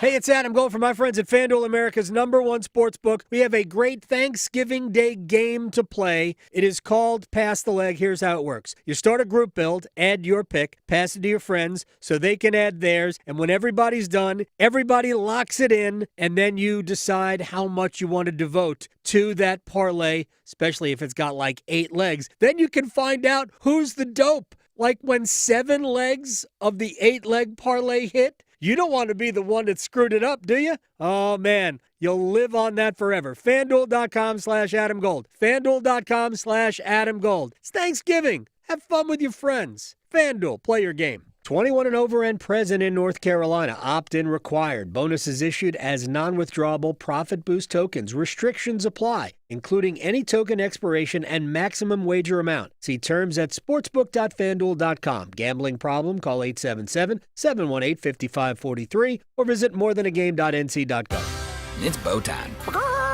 Fumbling the food on game day? Rookie move. But you know Bo can make your tailgate a winner, breakfast, lunch, or dinner. Because the Carolina Legend has everything you're craving. We're talking crispy, juicy chicken loaded with real Southern flavor, fluffy scratch-made buttermilk biscuits, and all the fixins to feed your whole crew faster than you can say touchdown. Be the MVP this season and let Bojangles do the cooking. Order your tailgate today. It's Bo time. Planning a tailgate? Then it's Bo time. Bojangles has everything you need for the perfect tailgate, no matter how many fans you're trying to feed. There's the original tailgate, the super tailgate, and for a really big crowd, the jumbo tailgate special. And if you like your chicken off the bone, choose the Supreme's tailgate special that includes 12 perfectly seasoned tenderloin fillets. So grab the tickets, get that Bojangles tailgate special, and go. It's Bo time. This holiday, give the gift that celebrates every moment. An Omega watch from Bailey's Fine Jewelry. Explore the largest Omega showroom in the area and discover timepieces crafted with Swiss precision and timeless design. Visit Bailey's today in Raleigh's Village District or online at baileybox.com. Voted best place to buy a watch. We know you're hot to see a Carolina Hurricanes game in person. Visit 999thefan.com or fire up the Fan app and enter to win a pair of tickets and parking for the Canes Columbus game on December 9th. Check out our Hurricanes hot ticket giveaway at 999thefan.com. Time to be Bold is helping people 55 and older like you with low vision regain your independence. Go to timetobebold.org for a list of services in your state that will give you the tools and support you need to live your bold best life. Go to timetobebold.org today. On the job, every minute counts. That's why Lowe's now has ProBlock Quick Dry Primer, expertly manufactured by Sherwin-Williams. Engineered for pros to dry fast and go on smooth for virtually flawless results that keep your job moving. It's available in oil and water-based, and getting it is easy. Order online by 2 p.m. and get free same-day delivery right to your job site. Lowe's, we help, you save. Orders placed after 2 p.m. will be delivered next day. Valid in select zip codes. Subject to driver availability. More terms apply. One Adam. Gold. One Adam. Gold. Person in front of me in line had a box of wine. Oh, yeah. I feel that person. If you are buying boxed wine on a Friday, that thing is open right now. In the car. Yeah. I don't even need it to cool down. She jammed a big straw right through the top of the box yeah. in the Went car. to the gas station to get a cup of ice. Like, they don't even care. The Adam Gold Show.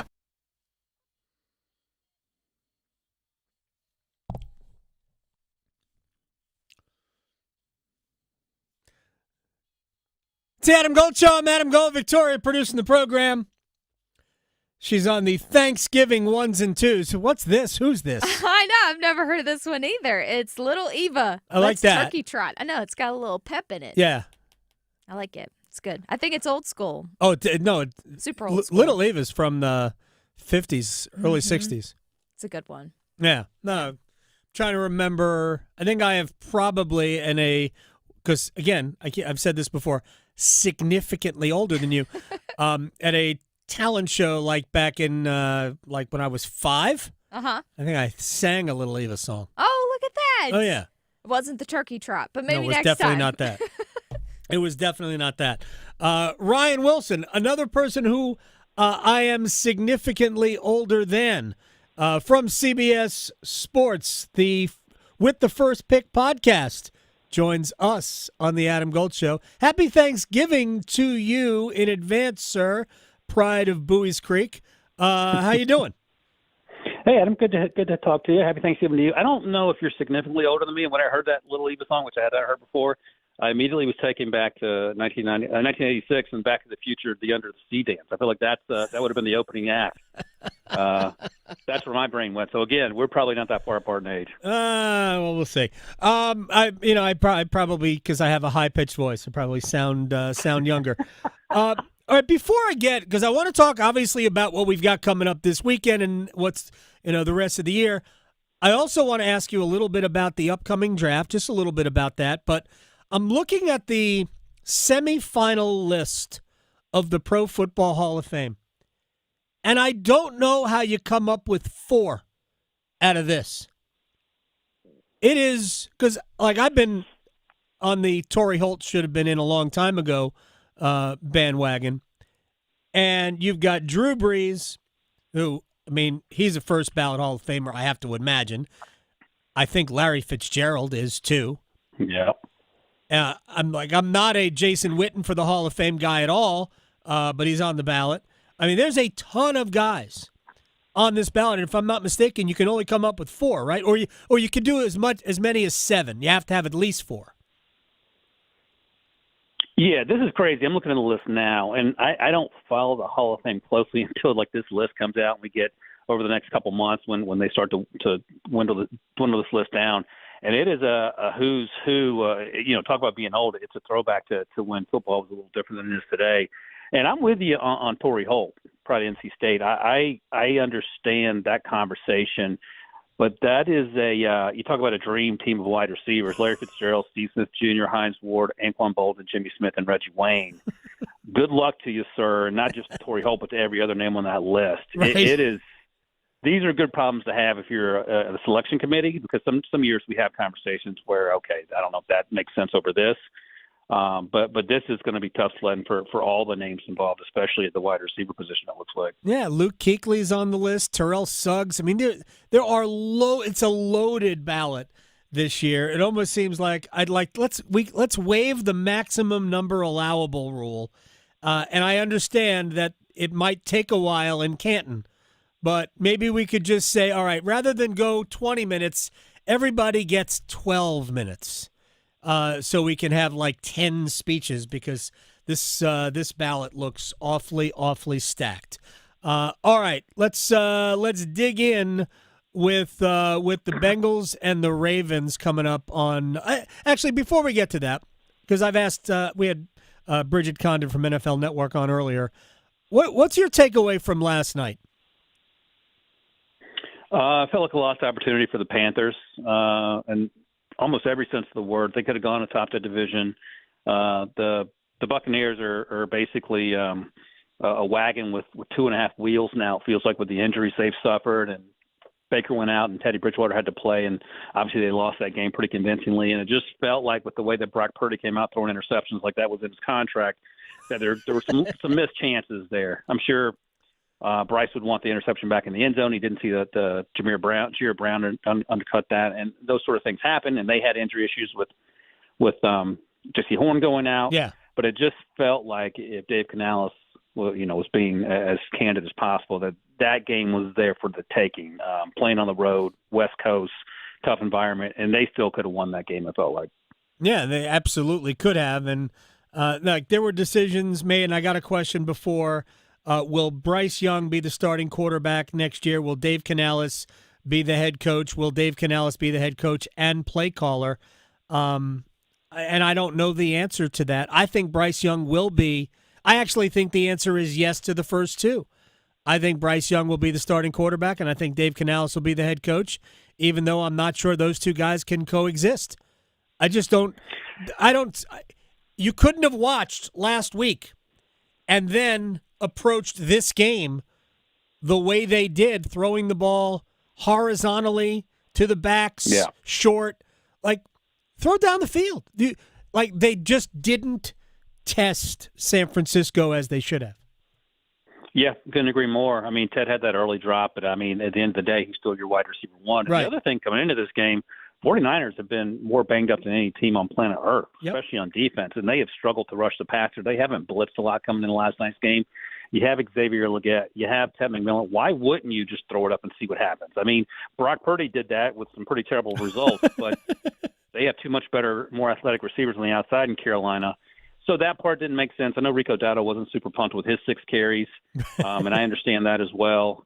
So there are a lot of reasons to sort of scratch your head coming out of that. But I think your larger point's an important one, too. Dave Canales, Bryce was there before Dave got there. And it seemed like that wasn't going to work out at the beginning of the 2024 season when they benched Bryce 2 weeks into it. And then they finished the year strong. And this year's been a roller coaster. I think the last 2 games are a perfect encapsulation of how crazy that roller coaster ride has been. Yeah, I just wonder if Dave has watched. Were you there? Were you in it? Were you in Atlanta? Or did you see that? You called the plays. You had to have seen it. You had to remember it. I know each week is a different deal, but that nobody expected 450 yards passing. We just expected a little bit more. They were just too risk averse for me. It's as though Dave is kind of protecting something that he doesn't have. And that's my larger point about him. Let me move to the game I was going to start with, but I remembered I wanted to ask you about last night. Joe Burrow. Does it make sense for Burrow to come back and play right now? Unless there's some crazy incentive in his contract where he's going to make $100 million over the next 6 weeks. Absolutely not. I mean, it has been made crystal clear to us that Joe Burrow suffers freakish injuries at an insane rate. Right. Not just your run-of-the-mill average NFL injuries, just random stuff that happens to people who have incredibly bad karma. So whatever he did in his previous life, I would encourage him to take the next 6 weeks off. The only reason you're playing, in my opinion, is to save Zach Taylor's job. Now, I don't know if Mike Brown, the owner, would fire Zach Taylor because he is not one to fire people who are under contract. He doesn't want to pay people that aren't working for him. But I think there's a strong case to be made that Zach Taylor probably has worn out his welcome with how things have gone without Joe Burrow. And you can argue that no coach is successful without a quarterback. Fair, but you should win more than 12% of your games. So I don't know why you would bring Joe Burrow back if we're having a rational discussion about it, because this team is 3-8. They're out of it. Their defense stinks. Jamar Chase is frustrated. T. Higgins is not playing in this game because of concussion, I believe. So for who, for what would be my first question, and every subsequent question, in fact, after we had a longer conversation about whether Joe Burrow should play or not. So here's because Bridget and I talked about this. Now, I guess it's not out of the realm of possibility that 9-8 wins you the division, right? Let me ask you this, Adam. Is it in the realm of possibility that this team goes undefeated the rest of the way? It's a very good point. It's a very good point. I knew it was coming, and I'm like, you know what? It is silly. Maybe it's because I am thinking about Ravens for a survivor pool pick. But because it does – going up against Joe Burrow can be terrifying. But sure. I just don't think the rest of that team is all that good. And it really makes me wonder, how did Pittsburgh lose to them earlier in the year? But Pittsburgh is one of the great conundrums. So, Pittsburgh's not going to make the playoffs either. The Ravens are going to win that division by default. And I think everybody is still, in terms of point differential, in the red in that division. It's one of the more curious divisions because the Ravens had issues before Lamar Jackson got hurt. Yeah, crazily enough, it's over the summer we could not talk about how unfair it was that they were able to put this defense together and how dominant they were going to be, and then the defense thought they were the Cincinnati Bengals for the first 6 weeks of the season. And they had some guys banged up, whatever, but they came back. They're playing much better. And then you get Lamar back, and they're finding their form. They were 1-5. They've won 5 in a row. And I think the point you just made is cannot be bolded or underlined enough. They're going to win this division, and they're probably going to moonwalk to winning this division because the other teams are basically the Three Stooges running into each other for the next 6 weeks, it feels like. So are the Bears real? Because I want to believe that the Bears are real, but I'm not sure that the Bears are real. And I'm also not sure what to make of the Philadelphia Eagles at this point. I think the Eagles have been, in some ways, what the Chiefs were last year, kind of playing with their food, but just managing to win almost all the time, although they obviously didn't do that this past weekend in Dallas. That to me is, of all the games on the weekend, that is the most, I have no clue what to expect from either team. You know what's funny? I haven't thought about this till you just mentioned it. I think I trust the Bears now at this point in the season, given what we've seen over the first 12 weeks, than I do the Eagles. And I think a lot of that has to do with Ben Johnson and Caleb Williams seeming to get together on the same page as we move through this journey. Because back in week 1, I can't remember who they played, but they got their doors blown off, and it looked bad. And with Caleb in particular, and we were like, oh, boy, is this going to work or not? And, preaching patience and all that, things that we're not accustomed to in this day and age, here we are. And I think the defense did a pretty good job last week. Yes, they were playing Mason Rudolph and the Steelers, but they were incredibly banged up as well. And I think Dennis Allen, and you can say a lot of guys, much better coordinators and head coaches, and he is doing a good job coordinating up that defense.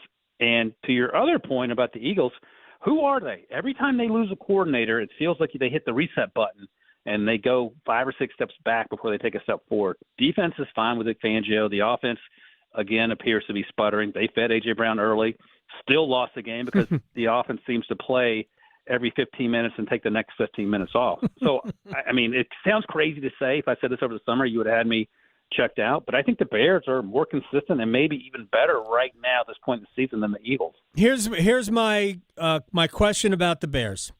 They have beaten no good teams. They're 8-3, but the best win might be against the Cowboys. That was at home, right? The one where I think they blew Dallas out in that game. The other best win is what we just saw against the Steelers, and they gave up 28 points to Mason Rudolph.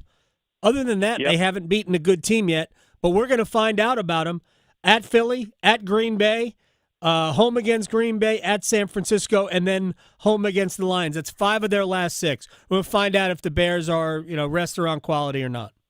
By the way, Adam, I just saw that you just skipped right over the Fighting Shedeur Sanders in that mention of a tough game. I did. Okay. I'm going to ask you about Shedeur in a second. But yeah, I did skip that because it's a team that, honestly, if you're a playoff team, you're going to beat. Right. So, what do you think? No, that's right. What do you think about Shedeur? It's funny, man. It feels like Johnny Manziel and Tim Tebow all over again, right? Like it has to be a story. And in my, and not in my defense, but I'm part of the problem because I've written about it and talked about it on the podcast. Sure. But here's where I'm at, and I'm curious what you think about this. We saw Dylan Gabriel. He started 6 games. We know who Dylan Gabriel is. Mm-hmm. He was asked to throw the ball more than 30 yards down the field exactly one time in his 6 starts, and he was 0-1. What Shedeur gives you is a little more flexibility pushing the ball down the field. He may be worse than Dylan. He may be slightly better. It's probably not much of a difference, but I think it makes all the sense in the world to play him over these final 6 games. See you having both rookie quarterbacks, and then take your 2 first-round picks and either draft a quarterback in April. If none come out that you like, it's going to be an Arch Manning conversation to add to the Tim Tebow and Johnny Manziel conversation. So I'm fine starting Shedeur. He was average last week against the Raiders. Myles Garrett and that defense got 10 sacks. And I think that's the one-word takeaway. Yeah, Myles Garrett's going to break the record with like 4 games left. Right, exactly. And that helps a young quarterback, no doubt about it. But it wasn't like he went out there and played like Joe Burrow in his prime. I mean, let's be honest about that. So there was a time where Shedeur Sanders was like in the running to be the first overall pick. He wasn't even the first quarterback the Browns took. He went in the 5th round. Some people don't know all of this or not, so I just state that for the record. Ryan Wilson, CBSSports.com, is joining us here on the Adam Gold Show. So, but I've never seen. You brought up Tim Tebow. At least he was a first round pick, right? Yeah. And he was so prolific in college. He was arguably the greatest college quarterback we have ever seen in terms of the data, the numbers he put up. In many ways, he's the Tyler Hansbrough of college football. Love it. Right? Tyler was just a machine in college, but a lot of us kind of like, hey, he's probably not going to be a great pro.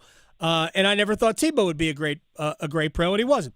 But Shedeur, there are qualities that he's got. I mean, is he this polarizing because of dad? Or is he this polarizing because of him? I think it's more him. And I think he learned a very valuable lesson post first-round draft and second, third, and fourth round. He didn't go until the 5th round. About you are not bigger than all of this, no matter how big your dad is and what your dad accomplished. Because you're exactly right. And, I talked to a lot of people around the league that were shocked that he wasn't a top 50 pick after the draft concluded because he has top 50 talent. And I contended, and we talked to both Shedeur and Dylan Gabriel during the pre-draft process, Dylan Gabriel is one of the best young men you'll ever meet. And if Shedeur had gone through the pre-draft process like Dylan did, he would 100% in my mind, you can't convince me otherwise, would have been a top 32 pick.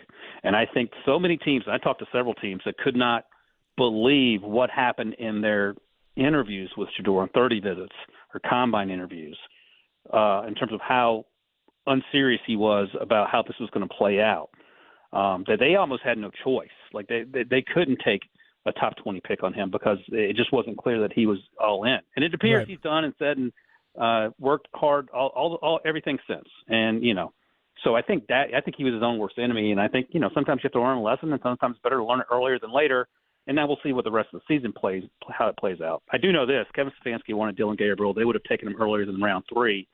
Kevin Stefanski Shador is not his number one quarterback. So I think that's part of the hesitation we've seen about him committing to Shador beyond 1 week to the next. If you're Shador Sanders, don't even worry about the Browns, man. You're auditioning for how many other teams need quarterbacks? A lot. That's right. There's a lot of teams that could use a quarterback. So maybe Shador Sanders is auditioning, I don't know, for the Jets. And, that was one of the – I'm totally serious. They have already decided that Justin Fields ain't it because they're playing Tyrod Taylor willingly. Ryan Wilson, CBS Sports, at Ryan Wilson CBS with the First Pick podcast. Check it out. I appreciate your time. Happy Thanksgiving to you, sir. Happy Thanksgiving, Adam. Always good talking to you, buddy. You got it, man. Take care. Ryan Wilson here on the Adam Gold Show.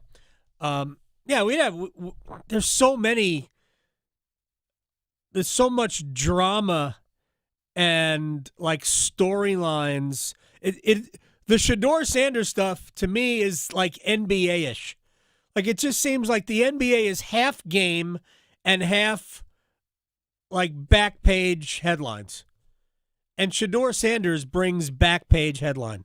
I got into Josh Graham, our friend who does a lot of roundtables with us out in Winston-Salem, said something on Twitter yesterday because Jordan Hudson, if you don't know who Jordan Hudson is, she is Bill Belichick's girlfriend, and she is suing Pablo Torre. That does his podcast, Pablo Torre Finds Out, and has done a lot of stuff about Hudson and whatever. And so Josh on Twitter, when the news of the lawsuit came out, Josh said, "Man, I don't want to talk about it, but like you don't have to." I just said, we have never, other than me saying, I don't care. I don't care what she does, as long as what she does doesn't impact UNC football. And I have seen zero indication that her shenanigans have gotten in the way of UNC football. I think UNC football puts enough stuff in their own way. Mm-hmm. Nothing that Jordan Hudson has ever done, in my opinion, has impacted negatively on the football product that North Carolina is putting out. They have come to this organically. Mm-hmm. It ain't good, but they have come to it organically. So I have said repeatedly, I don't care. I ain't talking about it. I don't care about the Miss Maine stuff. I don't care. Like, the cheerleading competition, she apparently was in. The adult. We have adult cheerleading? I saw that. I'm like, are you really? Was not aware of that. Really? It's like beer league softball? I know. Is that what it is? I know. It's so funny. Bill in the audience. I know, Oh my gosh. What a picture. I'm not going to lie. I looked at that and went, this is AI, right? Right. This is not real. Please tell me. This Not is real. I saw the story in the New York Post where Bill's son, Steve, the defensive coordinator, Mhm. where his wife, got into a screaming fit at Jordan after the game a week or so ago. Oh, boy. Oh, yeah. Yeah. Like, why am I not surprised? what is going on? Yeah. But again, I don't think any of it matters to football. No. So I don't care. Right. Like, you don't have to discuss it. No. I get it if you want to. Mhm. It's all fair. I mean, it's fun if you wanted to if you wanted to go down that road. It's not required, though. But yeah, you do not have to address it. But there is some bizarre yeah. ish going on. If no one's seen that picture, please look it up because, oh man. I saw a video. Oh. I saw the video, not of him, the video of the competition. Ah. And I'm like, Wait a second. No. This is a thing? No. And she hasn't aged out? I mean, I didn't realize. I mean, I guess it's adult cheerleading, but. For what? I know. Ribbons? Like, do we have ribbons? What are we cheering? What are we cheering for? Like, I get the, like, high school, because you are cheerleaders for your school, and then they have competitions. Yeah. Like, what are these people cheering for? Yeah. The discount at the grocery store. I don't know. Like, pick up curling. Yeah, There's a curling sheet in Durham. We've been there, right? Go out there and curl. Yes. Do something. Like, there are idiots playing Quidditch somewhere. Go play Quidditch. Yes. Learn a new card game. I don't know. Was not intending to talk about adult recreational cheerleading today, but it came up. Here we are. All right, then. Happy Thanksgiving. All right, we'll take a break. We'll come back. We have to stretch, and we will place bets next. Because your fantasy football team needs all the help it can get, the Adam Gold Show on the North Carolina Sports Network. Open enrollment for health insurance is here. But don't worry, North Carolina Farm Bureau Insurance has you covered for all your health insurance needs, including Medicare. And with offices in every county, a trusted, experienced agent is just around the corner, ready to help find a plan that's right for you. Visit ncfbins.com or stop by your local office today. North Carolina Farm Bureau Insurance, helping you is what we do best. If you pay your city or town for electricity, you live in a public power community. Public power communities provide electricity to families and businesses from a locally owned and operated system. Public power systems are not-for-profit and provide electricity at affordable rates with unbeaten reliability. Your local public power provider invests in your community, providing local jobs and supporting your local economy. Electricities of North Carolina is the energy behind public power. Learn more at electricities.com. Scams increase during the Medicare open enrollment period, so stay alert. Never give your Medicare, Social Security, credit card, or bank account numbers to anyone who contacts you unexpectedly and claims to be from Medicare. Your caller ID may show Medicare's name or phone, but caller ID can be spoofed. Just hang up. Visit ncshiip.com or call toll-free at 855-408-1212. SHIP provides free unbiased help in all 100 counties. Are you looking for a 2-year hands-on agricultural degree while still gaining the university experience? I'm Lee Ivey, Director of the Agricultural Institute at NC State University. We offer 6 associate's degrees that span the agricultural industry and set our students up to meet their goals. Come live on campus, learn on our farms, and be a part of the NC State community. Learn more about our program online by searching NC State Ag Institute. 2 years, 1 degree, endless possibilities.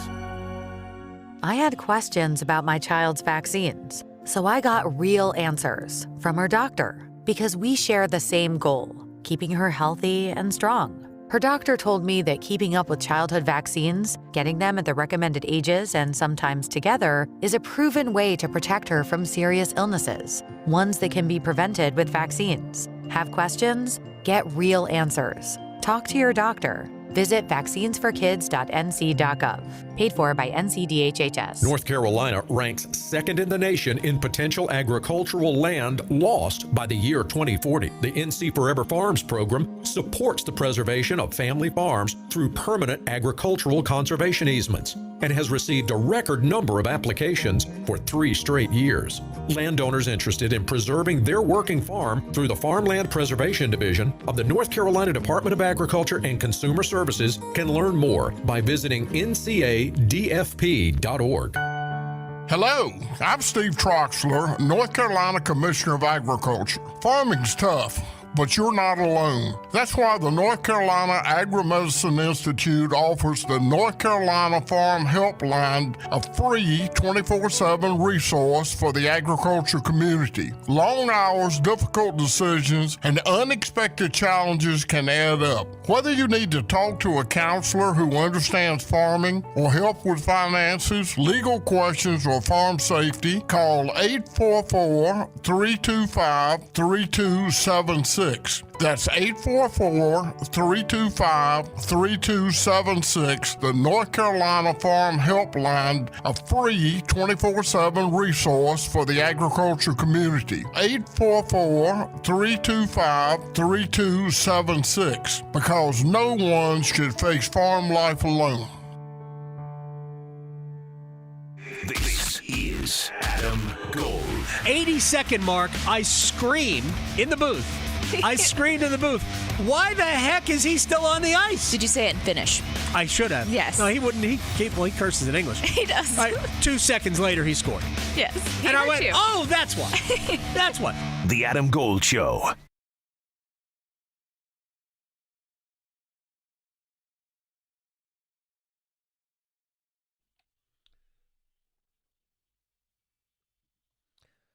It's the Adam Gold Show. I am Adam Gold. Victoria producing the program.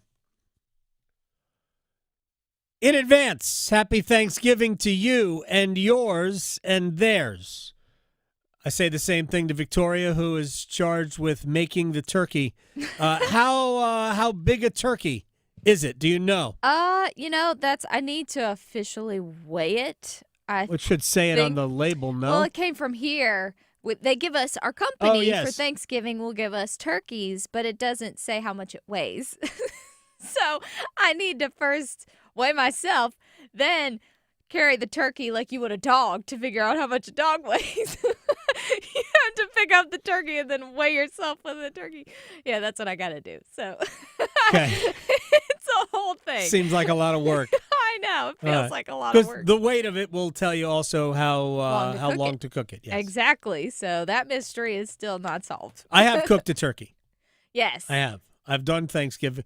I have made Thanksgiving dinner before. Yeah. Not as many sides as we're going to have Thursday, but I have made I know. And our YouTube stream, they all love sides, which I'm with you. I do too. But then you run out of room for anything. It's just a plate of sides. I'd be okay with that. I'm fine with that too. I might try that this year. Actually, you know what you should do? Just have 2 plates. Maybe like a small one for the turkey, for the bird by itself, and then a bigger one with all the sides. I'm going to put like 2 ounces of turkey in the middle of the plate. Yeah. And then everything will be around it like a clock. That's what you should. That's what I'm going to do. Oh, it's sweet potato time. Exactly. It's mashed potato time. Never mind. All right. Let's stretch. So many different Thanksgiving themed things I could do. But one of these surveys, so all of these are like surveys of what people are thinking when it comes to Thanksgiving Day. So first of all, if you're hosting like I am, experts and etiquette expert, pinkies out, say that you shouldn't have your Christmas tree up if you are hosting, because apparently. Is it bad luck? I know, yeah. Santa's not going to visit your house because it's too soon. You're too soon. No, she says the appropriate timing depends on whether you're hosting. She says just wait and let Thanksgiving have its moment, unless you're not home. Unless you're. I'm not all hosting. about that. Yeah, me too. I don't have my tree up. I'm not even thinking about that right now. I told you, we got every neighborhood I go through, I got somebody else with more Christmas More lights. lights out. I know. Or is it a competition? I don't know. I'm not aware of. So some of the subdivisions I drive past on my home, which is a lot of them, they definitely have Christmas light wars going on. I'm like, what? We're still in November. So, yes, if you are hosting, an etiquette expert says that that's a bad idea to do.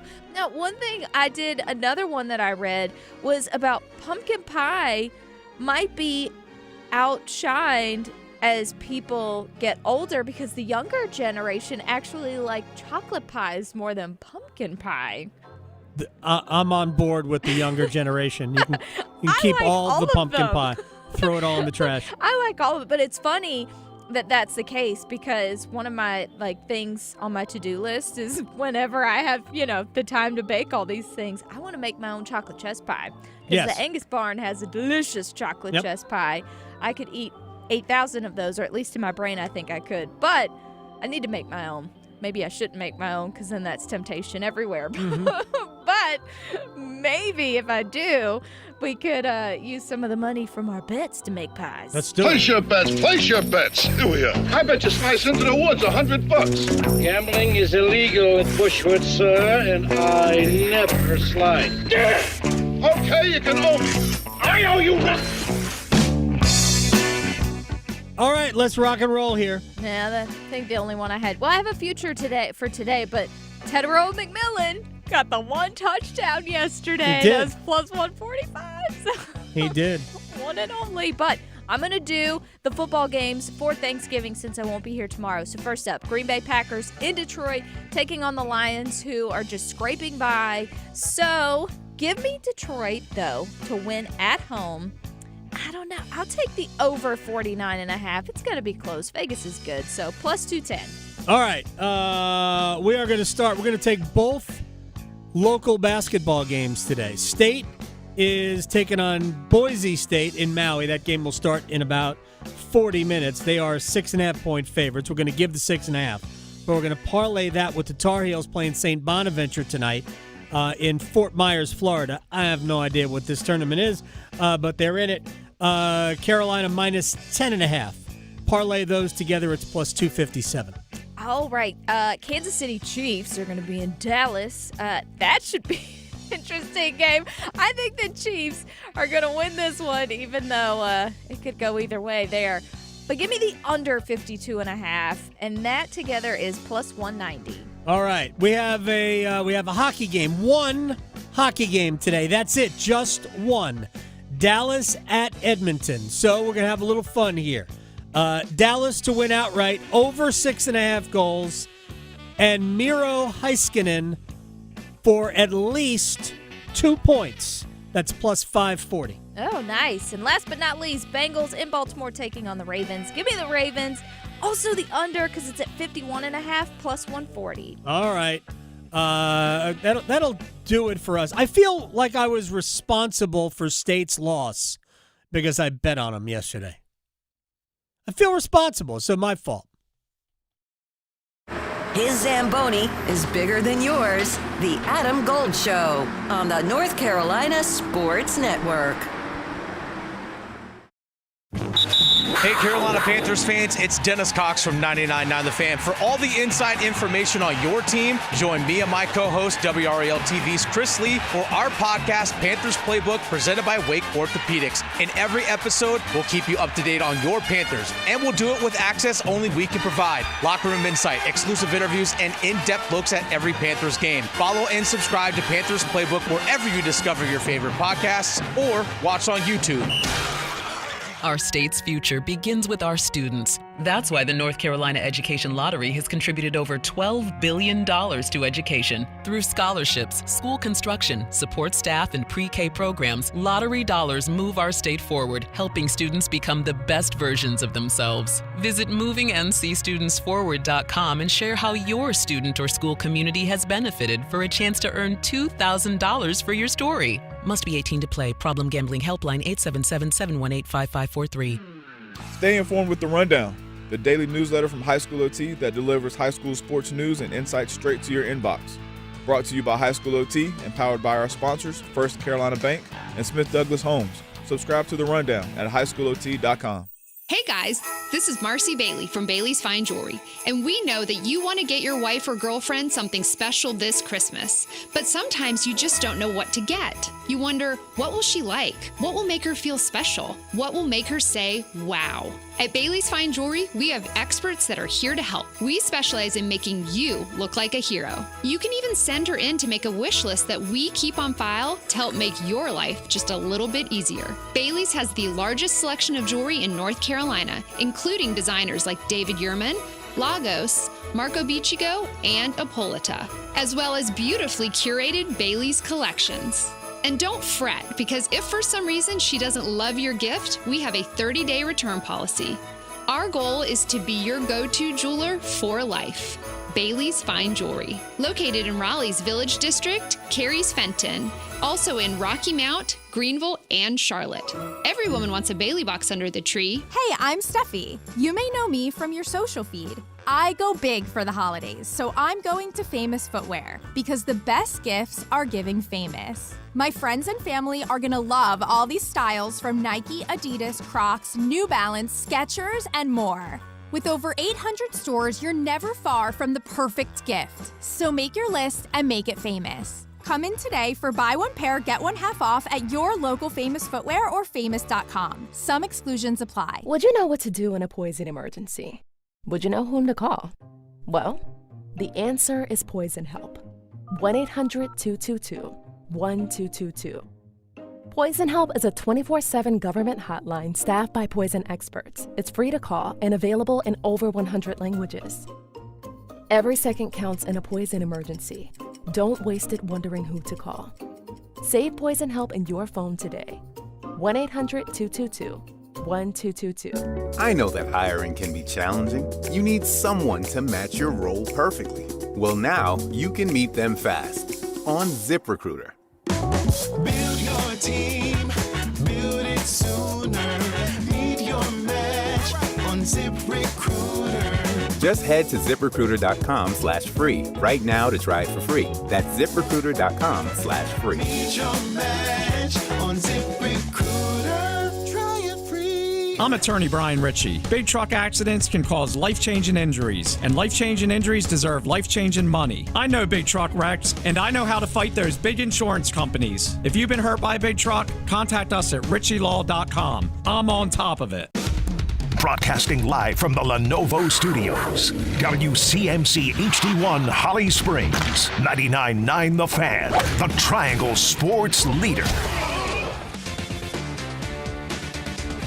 Time of possession, the Chiefs 42.5. The Colts 25. You want to see why you won the game? Because you controlled the time of possession. It's almost 2-1. So you mean to tell me they took the quarterback, put him underneath the center and ran the football? Unbelievable. It's a new concept. When Andy Reid needs it in the playoffs, what's he do? He runs the dang football. And so he knows the importance of it. Sometimes he just doesn't have to do it. But now, get this running game going. The other thing they did was, you got to give credit to Steve Spagnuolo. When they needed to stop the run, what'd he do? Timely run blitzes, things like that, and disrupted that running game.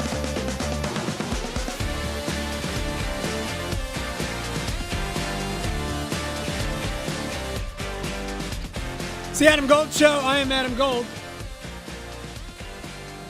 Victoria producing the program. Evan Cohen, ESPN Radio, will join us in just a little bit.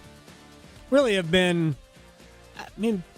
to me, there's one major topic today, obviously, and that was the Panthers coming up small last night in San Francisco. Again, I want to emphasize this because I've said this many times about the Panthers. I have never at any point looked at them and said playoffs, ever. That doesn't mean you can't make the playoffs. The National Football League is set up. We have 8 4-team divisions. 8 4-team divisions. Remember the last time we discussed, I guess it was, trying to think who it was. I guess it was maybe Darren Gant. And we discussed, when was the last time the Panthers have been in this position? And he had, well, in 22, they, in the second to last game of the season, they were playing with the opportunity to move into first place. Right. Yeah. And I went, well, I don't remember that. And then I went and looked. I'm like, oh yeah, but they were 6-9. Mm-hmm. Steve Wilkes. Right. They were 6-9 in that game. By the way, I'm workshopping a topic for tomorrow. I'm going to ask you about it in a second. Okay, perfect. I'm ready. I don't know why it made me laugh, but it made me laugh.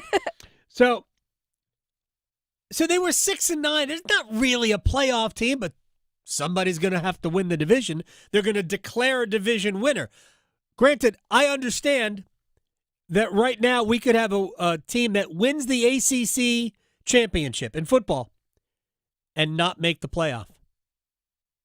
As a matter of fact, I think there's a 30% chance that happens. Depending on who wins the ACC championship. Yeah. I think there's a 30% chance. I'm sort of randomly picking that number. Mm-hmm. It's not quite 50-50, but I don't think it's remote. Yeah. That they might decide, you know what? Miami's the best team. I don't care. But the ACC ain't getting 2 teams in. Mm-mm. So I file that away. We're going to talk about that with Chip Patterson tomorrow. Could happen. Oh, yeah. Danny Canales as well tomorrow. Tomorrow's going to be wild. Also, Todd Polino, Duke's kicker, who had the 26-yard run down to the 1 and the fake field goal, he's going to join us tomorrow. Gosh, I'm so excited for tomorrow's show. We have a roundtable tomorrow. All Hurricanes on the roundtable tomorrow. Canes and the Rangers tomorrow night. But there's just a difference between being a playoff caliber team and having a chance to make the playoffs. They're 2 different things. And I've always been like, I get it. Bill Parcells said it, therefore it must be true. You are what your record says you are. No, you're not. The Chiefs and the Panthers before last night were both 6-5. Is there a soul that thinks that those 2 teams are in any way similar? No. No. Obviously. Mm-mm. So, the fact that Carolina still had an opportunity is cool. It's great. It is. And how have I been talking about it? This is a learning experience. This is your opportunity to see where you are.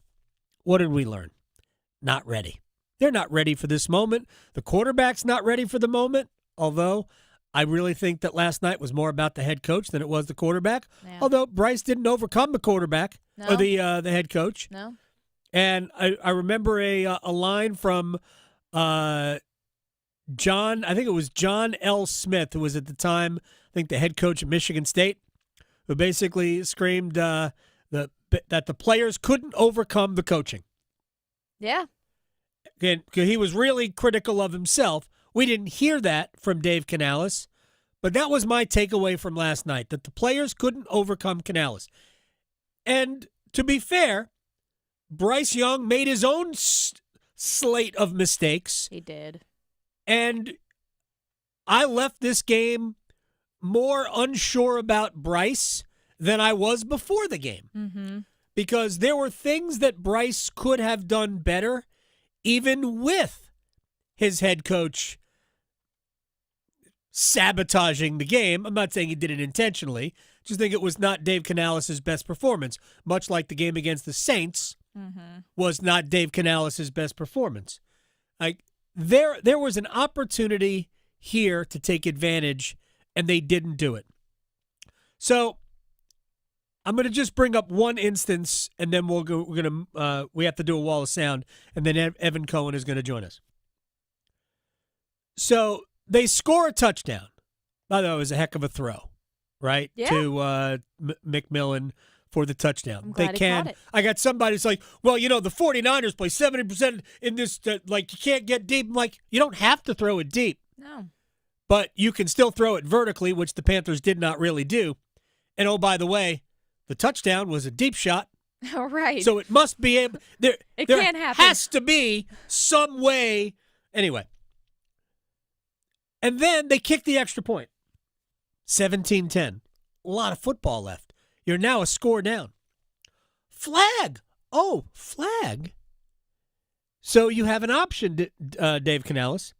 You can let the extra point stand, keep it 17-10, or and have the penalty enforced on the kickoff, which I guess was a 5-yard penalty. It was not a big deal.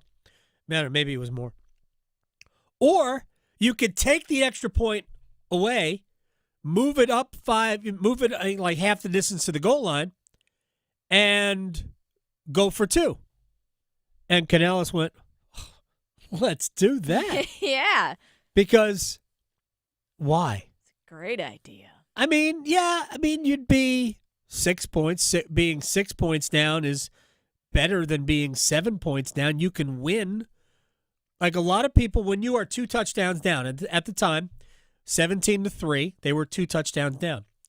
And a lot of people, in the effort to win a game, will go for 2 on the first touchdown. The analytics tell you that's the time to do it. except that it's not that big a difference to go from where they spot the ball for a 2-point conversion and then half the distance. It ain't that big a deal. Still with a lot of time, too. Yeah, a lot of time.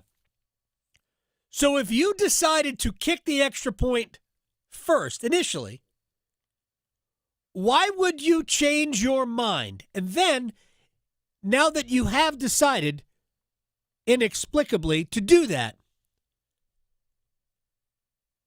as a ground and pound, as a keep pounding team, why not put Bryce under center, put Rico Dowdle in the backfield, and at least pretend that you're going to run the ball? Try. That's not what happened. No, it didn't. So that was confusing. Bryce didn't make a good throw there and intended for Jalen Coker, incomplete. And now it's 17-9. In the grand scheme of things, 17-9, not a ton different than 17-10. You need the touchdown and the 2-point conversion, right? But you're still one possession away from tying the game. But it was an indication that the head coach ain't completely locked in at all times. And that was my larger takeaway from the game was he isn't ready for this. Yes, the quarterback wasn't great. He had moments of really good, but yeah, the quarterback left some points on the board that they couldn't. By the way, that was an awful attempted field goal late. Oh, but yeah. It was almost as it was wide and short. Mm-hmm. And as I put on Twitter, I am now a bad golfer. And by the way, my son will attest to this, who is probably supposed to be paying attention in history class, but is not. Do your work, Gold. Anyway, shouts to Mr. Murphy. Good dude. But now, when I play golf, invariably try to get too much out of a club, and I leave it short and right. And that's what Ryan Fitzgerald did. Mm-hmm. It was well short and well right. Big time. Almost like he might have hit it a little chunky, Yeah. like I do a lot. All right, let's get into a rewind. The wall of sound Not a is rewind. a function It's a wall of of sound. this I know it studio. There's no doubt about it. See, you're paying attention to Mr. Murphy's class. Maybe more so than Jack is. All right, here's Dave Canales on the loss. Just a game of missed opportunities. Our defense was putting us in some great situations, with the interceptions and not coming away with points. Having an interception on one of those things really hurt us. Some basic things, a couple of penalties put us in long drives, a drop on third down. Really just comes down to fundamental execution and things that, I felt like we're moving in the right direction, but we didn't take that step today that I was looking for, collectively as a group. And the defense battled and they, kept us in it, gave us some opportunities there, and then we turned it over again at the end with an opportunity to make the game close there at the end. I mean, the second interception was a blown defensive pass interference call, flat out was defensive pass interference. My initial reaction was, well, that's a bad throw by Bryce. And people chimed in, it was a bad decision. I'm like, nah, man, a better throw, and McMillan is in front of the safety and he catches the ball. But it was really defensive pass interference. Because if there isn't a DPI there, McMillan does get to where the football was thrown, and he does. I mean, I'm not going to say he catches it, probably might drop it, because that's been happening too often this year. Yeah. But, he's going to be great. He still does that. But is what it is. All right, here's Bryce, big picturing the whole thing. That it's a loss. That's all it is. Again, playing right back's going to suck. I don't even know if we have the 24-hour luxury now. When it's, we're all competitors, it sucks to have this outcome. And then after that, it doesn't matter. Next week we're going to be 0-0. We have to earn the right to try to be 1-0 next week. It's going to, go into practice, go into the week. So, again, we don't have luxuries to think about big picture. I think that's not a good recipe for this league. Everyone demands our utmost attention. So we'll flip the page and go to next week. There are a lot of cliches there, but at least I appreciate Bryce just kind of being real about it.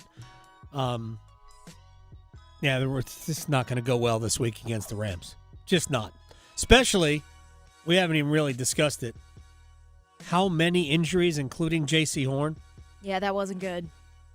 Especially because he had more catches in that game than our wide receivers did at that point. Yeah, it was facts. 2. Yeah, 2. All right, so after the game, I saw Juwan Jennings throw a punch at Trayvon Moehrig, and I thought, Juwan Jennings is going to get suspended. And then we all saw what Trayvon Moehrig did, which was go all CP7 on him. Some people will get the joke. Here's Juwan Jennings on what happened after the game. Yeah, I was just responding to me some childish behavior. That's all it was. Kyle said it was a cheap shot, and he was proud of you for not retaliating like in the moment. How did you kind of stop yourself from retaliating? Well, we talk about all the time how small this window is for us, and so being 7-rounder, come off. I don't want to make any mistakes. I'm trying to go out there and play the hardest I can, and I like the refs to help me out when they can. Well, whatever. By the way, you can't praise somebody for not retaliating when they retaliate. Yes. All right, it's just me. I mean, maybe I'm wrong, but Mike Jackson of the Panthers was asked what he thought of Juwan Jennings.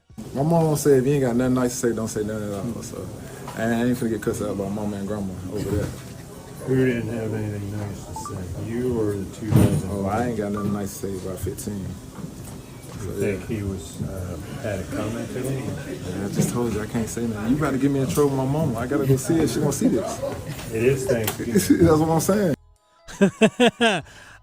Look, who knows what is said on the football field during the game? And it is very possible that Mike Jackson is justified in not being a fan of Juwan Jennings. But if you saw those 2 incidences, Juwan Jennings had every right to get mad at Trayvon Moehrig. Do not go after a man's Jennings. Don't. Not a good idea. No. Leave his Juwans out of this. Yep. No mooring of that. Exactly. When we come back, Evan Cohen, ESPN Radio's Unsportsmanlike. These conversations are always all over the place. But we'll talk about Bill Belichick because Evan's obsessed. Next. Asheville to Wilmington, Boone to Durham, The Adam Gold Show on the North Carolina Sports Network.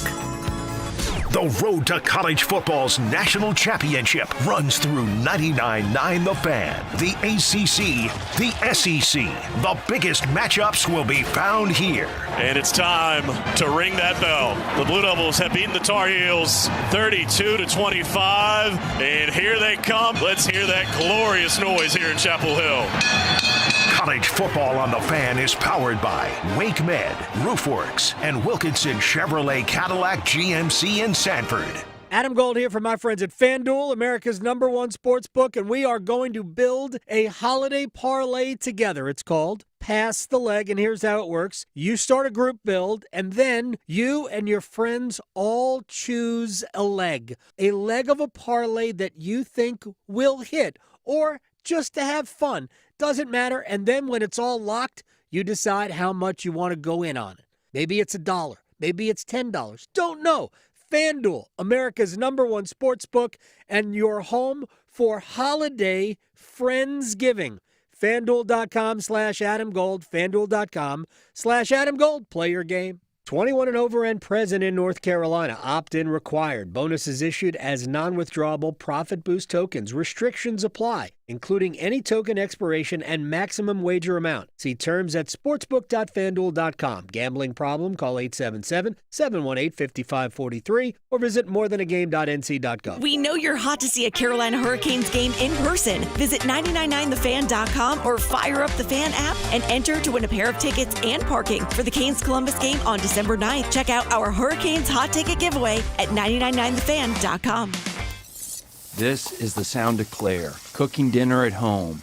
And that's the sound of a fraud alert from Wells Fargo, flagging a charge for a pricey restaurant in Paris. Considering Claire isn't in Paris right now, that seemed odd to the bank and to Claire. 2 taps later, Claire says nope to the charge, and Wells Fargo is on the case. However you make money work, Wells Fargo can work with that. Wells Fargo Bank, N.A., member FDIC. It's Bo time. Fumbling the food on game day? Rookie move. But you know Bo can make your tailgate a winner, breakfast, lunch, or dinner. Because the Carolina Legend has everything you're craving. We're talking crispy, juicy chicken loaded with real Southern flavor, fluffy, scratch-made buttermilk biscuits, and all the fixins to feed your whole crew faster than you can say touchdown. Be the MVP this season and let Bojangles do the cooking. Order your tailgate today. It's Bo time. Planning a tailgate? Then it's Bo time. Bojangles has everything you need for the perfect tailgate, no matter how many fans you're trying to feed. There's the original tailgate, the super tailgate, and for a really big crowd, the jumbo tailgate special. And if you like your chicken off the bone, choose the Supreme's tailgate special that includes 12 perfectly seasoned tenderloin fillets. So grab the tickets, get that Bojangles tailgate special, and go. It's Bo time. Listen up, parents, teachers, counselors, coaches. Your boy or sister turned 18, but they need one more push. Don't let them forget to register with the Selective Service System. It's required by law, and it can open up the door to many federal benefits. Visit sss.gov. Actual price will depend on product and subscription plan. Featured products are compounded drug products, which the FDA does not approve or verify for safety, effectiveness, or quality. Prescription products require an online consultation with a healthcare provider who will determine if appropriate. See website for details, restrictions, and important safety information. Want a boost in and out of the bedroom? Hims has you covered. Introducing a new 2-in-1 approach to level up your game. Tadalafil for better bedroom performance and zinc for testosterone support. Turn things all the way up and find affordable treatment options at up to 95% less than brand names at hims.com/joy. That's hims.com/joy. This is Adam Gold. We're going to have Seth on the show next week when he gets back from vacation. He was by a pool. What are you doing? Get off Twitter. It's nicer to be on Twitter when you're by a pool anyway. No, just stop. Stop engaging with people. The Adam Gold Show.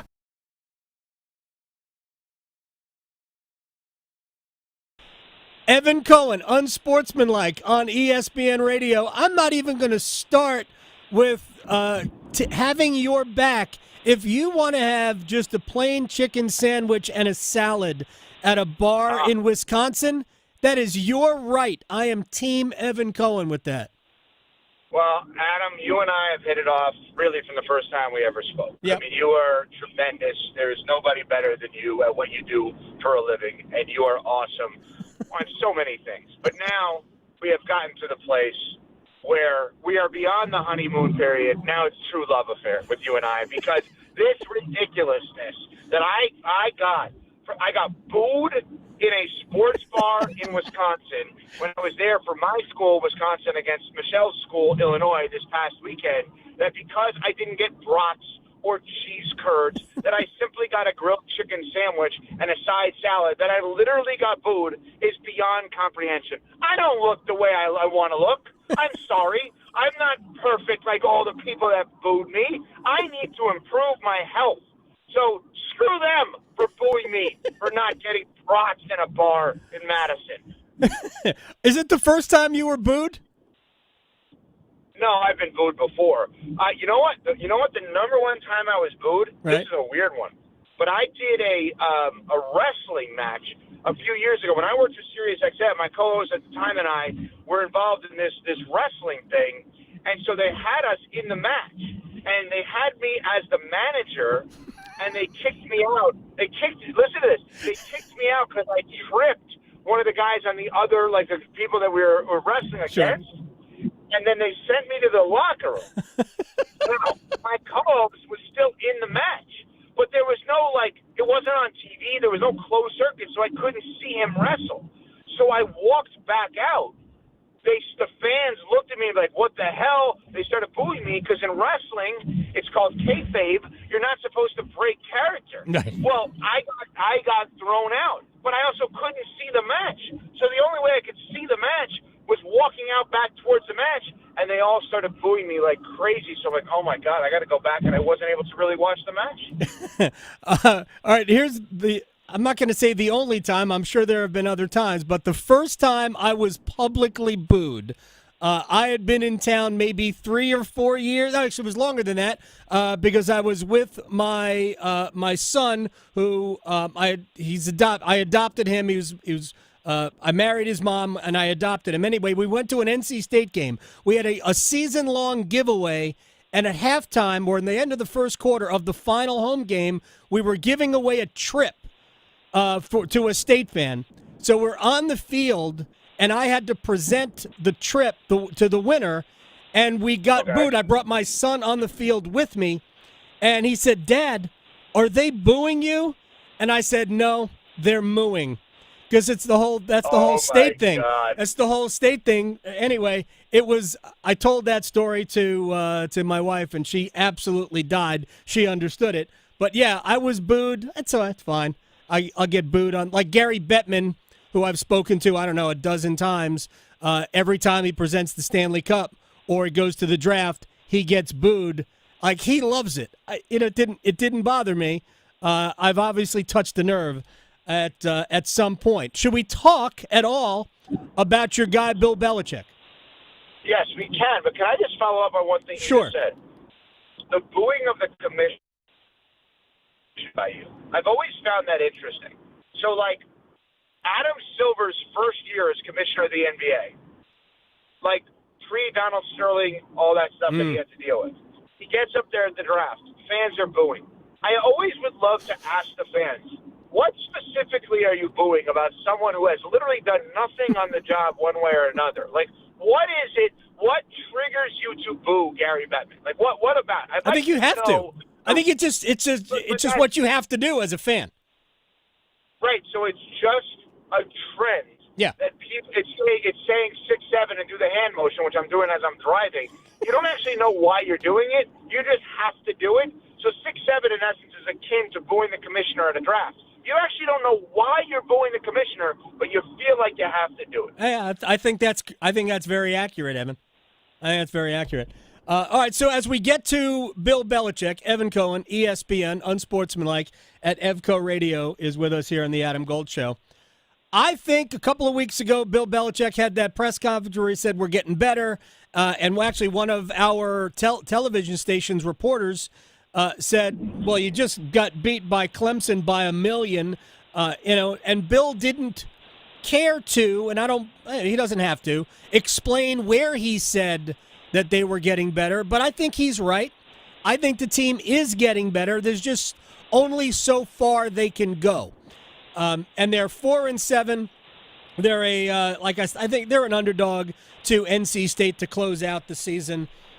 I know it's not gone well, but I think if they get players, better players, I think they can coach these guys. I just don't know if Bill or if the administration has the patience to see it through another 2 or 3 years. I think every statement you just made was insanely fair. I think people should listen to Adam Gold and understand that's how you present an argument in a fair way. Because I don't think things were perfect this year. I don't think things were nearly as bad as people think they are or were. I think that, to my knowledge, I think that the improvement happened on the defensive side of the ball, specifically getting after the quarterback as have led college football in sacks over the last 3 or 4 weeks or something like that. And I believe that you are right. Let's see them with a full off season.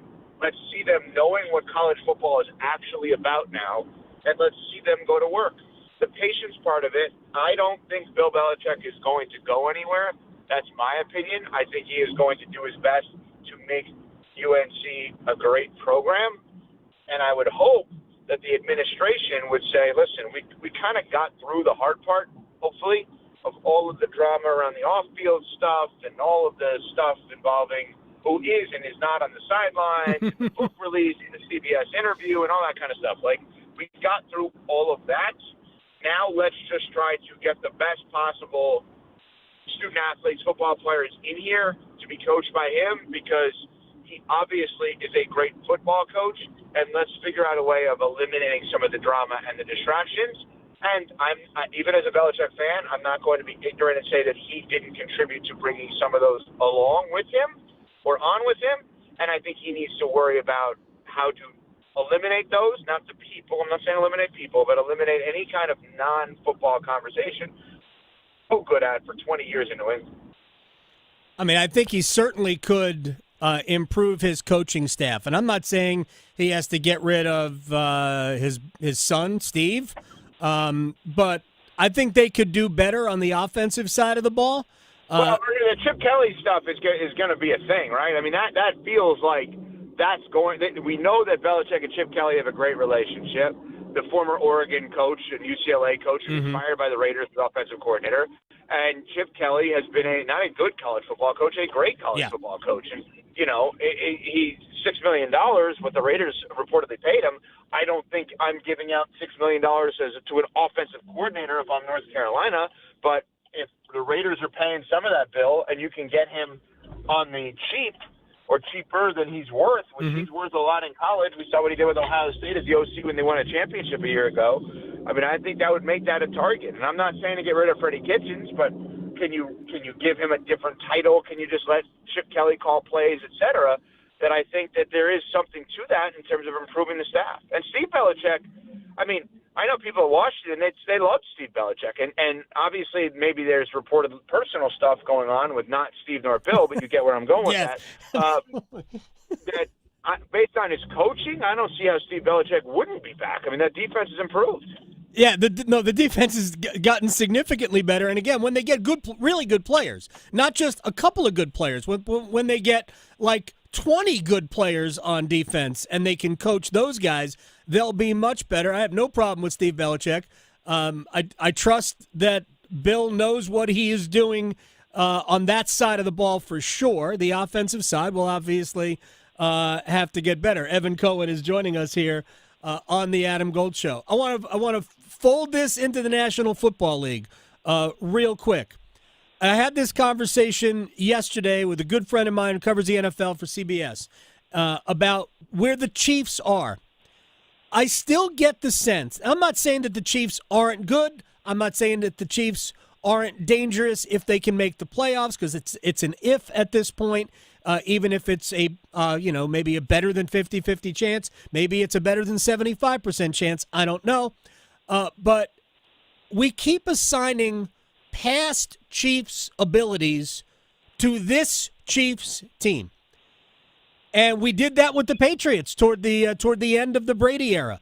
Toward the end of Brady was still good, but the pieces around him weren't as good. And I'm not sure that the pieces around Patrick Mahomes are as good as they used to be. Whether it's the offensive line, the receivers are too inconsistent.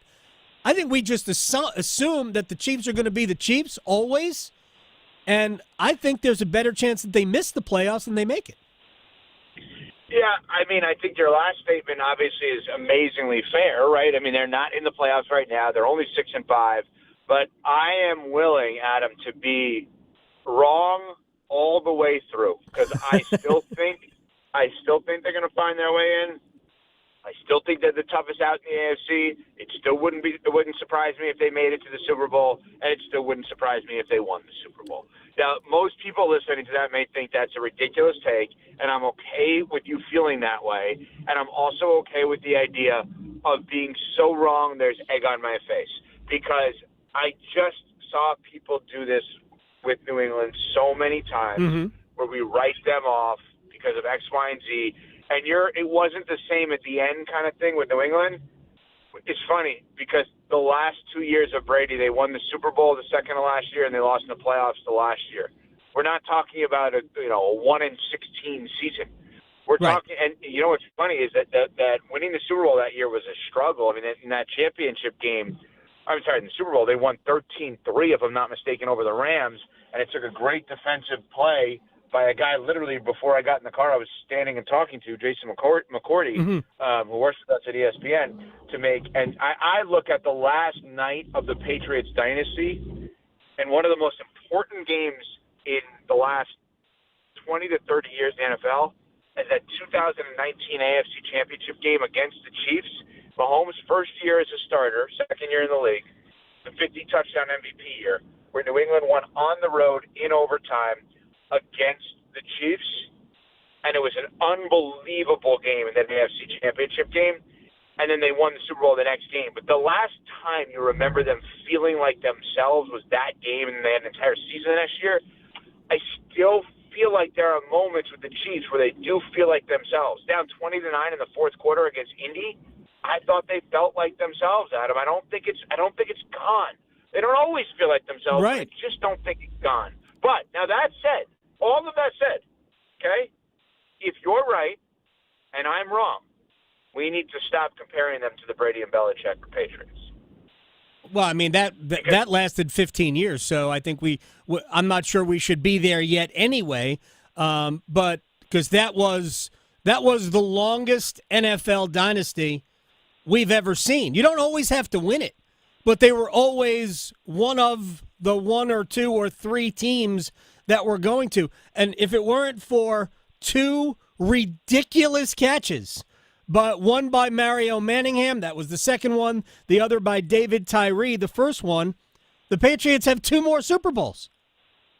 No doubt. And I have a tough time doing that because I think somebody could easily say that about the Seattle game as well as the Atlanta game. It could go the other way too. So they probably have the right amount of Super Bowls if you really think about it. Yeah, it's fair. Yeah, I agree with you all around. The other point that I'll make is, again, if you're right on your take, which is not a ridiculous take, it's fair to say that the Chiefs could miss the playoffs.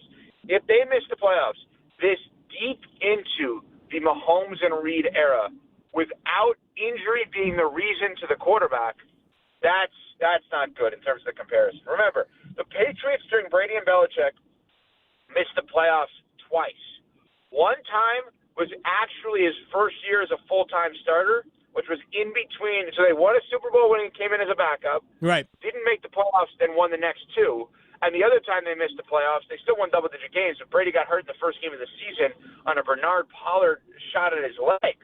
So Tom Brady and Bill Belichick had one total season where he played from the first game to the last game where they didn't make the playoffs, and it was in his first year as a starter.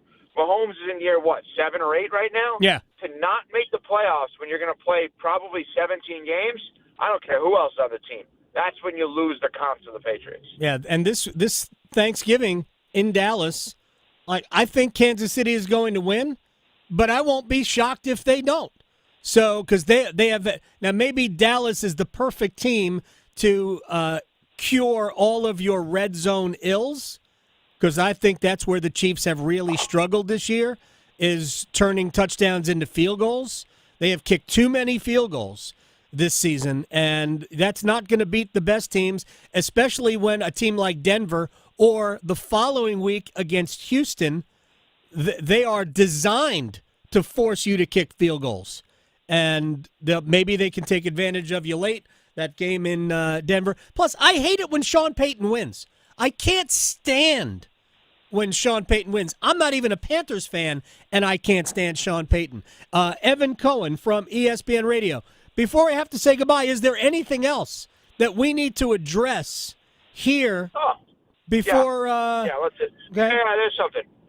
Sure. I need to address. Okay.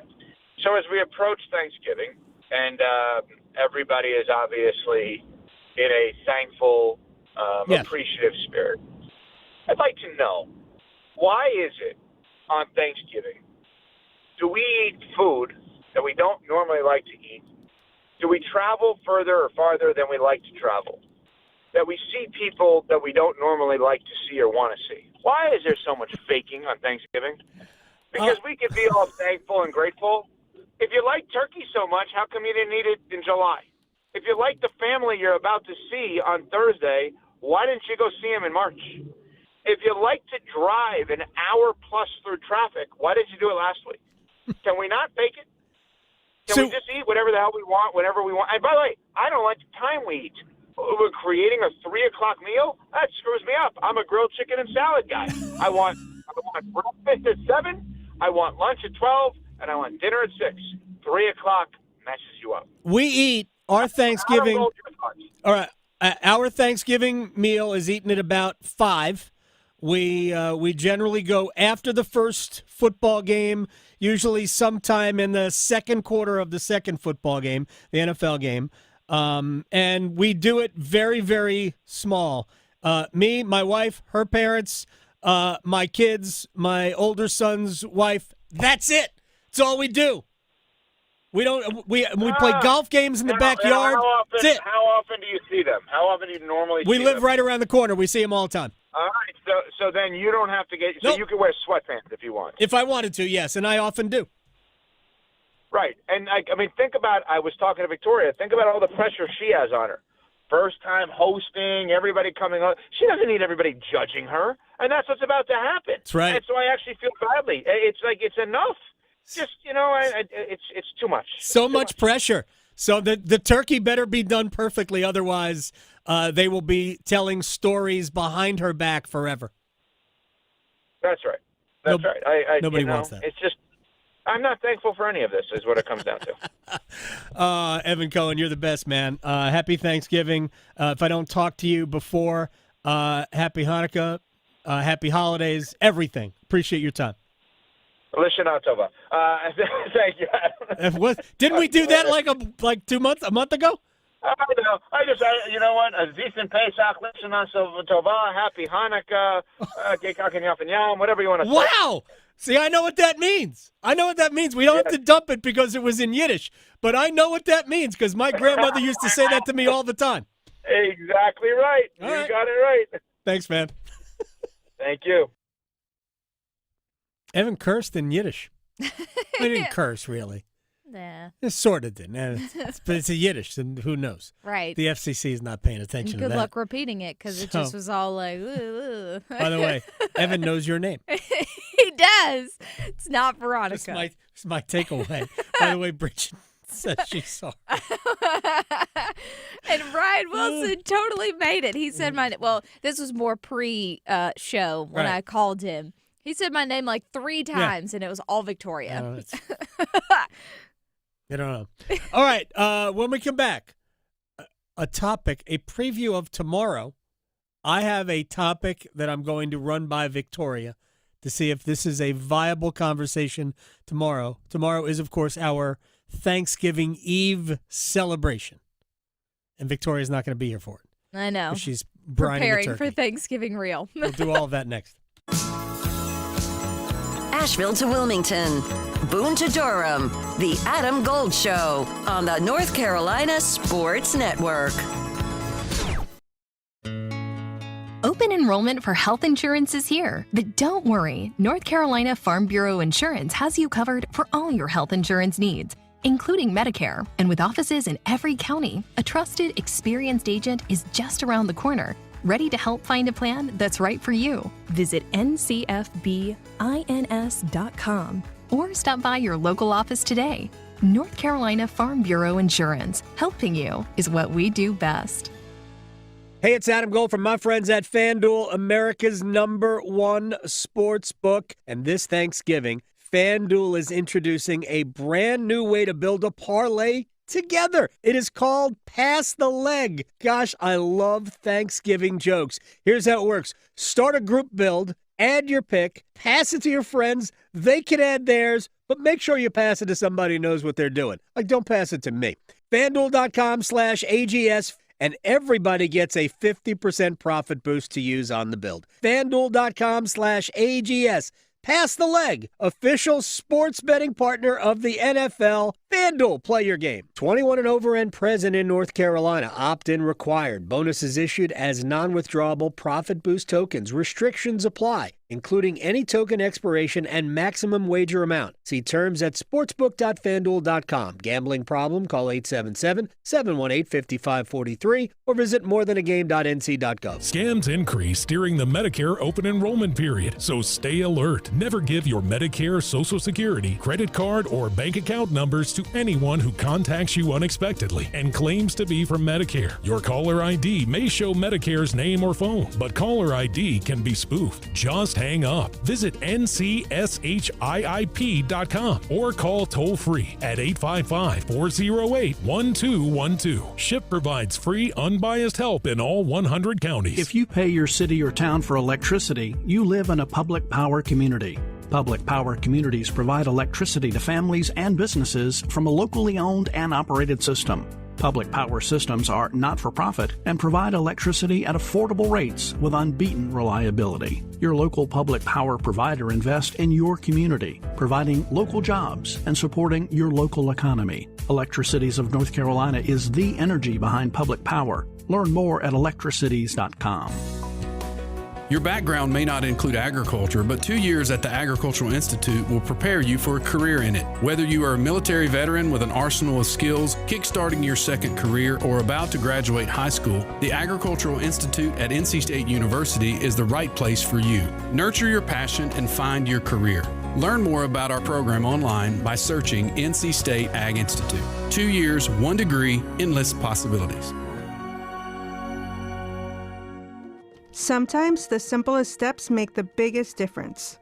Washing your hands often, staying home when you're sick, and talking with your health provider about vaccines. Help keep your family protected against the flu, RSV, and COVID. Simple steps, big protection. Defend yourself. Get vaccinated to protect you and your family from respiratory illnesses this season. Visit myspot.nc.gov to find yours today. Brought to you by the North Carolina Department of Health and Human Services. North Carolina ranks second in the nation in potential agricultural land lost by the year 2040. The NC Forever Farms program supports the preservation of family farms through permanent agricultural conservation easements and has received a record number of applications for 3 straight years. Landowners interested in preserving their working farm through the Farmland Preservation Division of the North Carolina Department of Agriculture and Consumer Services can learn more by visiting ncadfp.org. This is Adam Gold. You know, soap attracts dirt, right? That's what soap does. It attracts dirt. Right now, Bill Belichick is soap. That's what he is. Yeah. He's soap.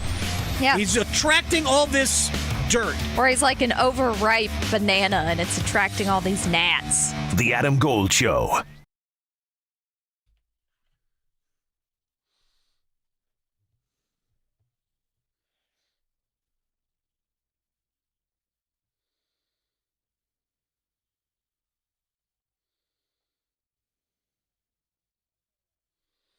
It's the Adam Gold Show. I am Adam Gold. Victoria is here. Final moments before Victoria gets out of here for Thanksgiving. Yeah, and starts cooking. Yeah, because you will be Max tomorrow sitting in. But we'll be here. By the way, the show tomorrow is, I don't know where we're going to put it all. Chip Patterson, Danny Canales, our friend, does the podcast actually with Chip. We're going to do a Hurricanes roundtable tomorrow. Mm-hmm. I have a little Hurricanes news real quick. The Duke kicker Todd Polino is coming on. We've got top 5, bottom 5 tomorrow. We were supposed to do it today, but didn't. And we have to do our 2 Survivor Pool picks because we're following the rules of that Circa deal. Mm-hmm. And there are 4 games. That's a separate week. And then we got to deal with Sunday because we're not going to be here live on Thursday or Friday. So we're going to give you a pick for the Thanksgiving Day games, plus the Black Friday game, and then for the rest of the week. Those will be separate. We got a lot of things to do tomorrow. I don't know where we're going to put it all.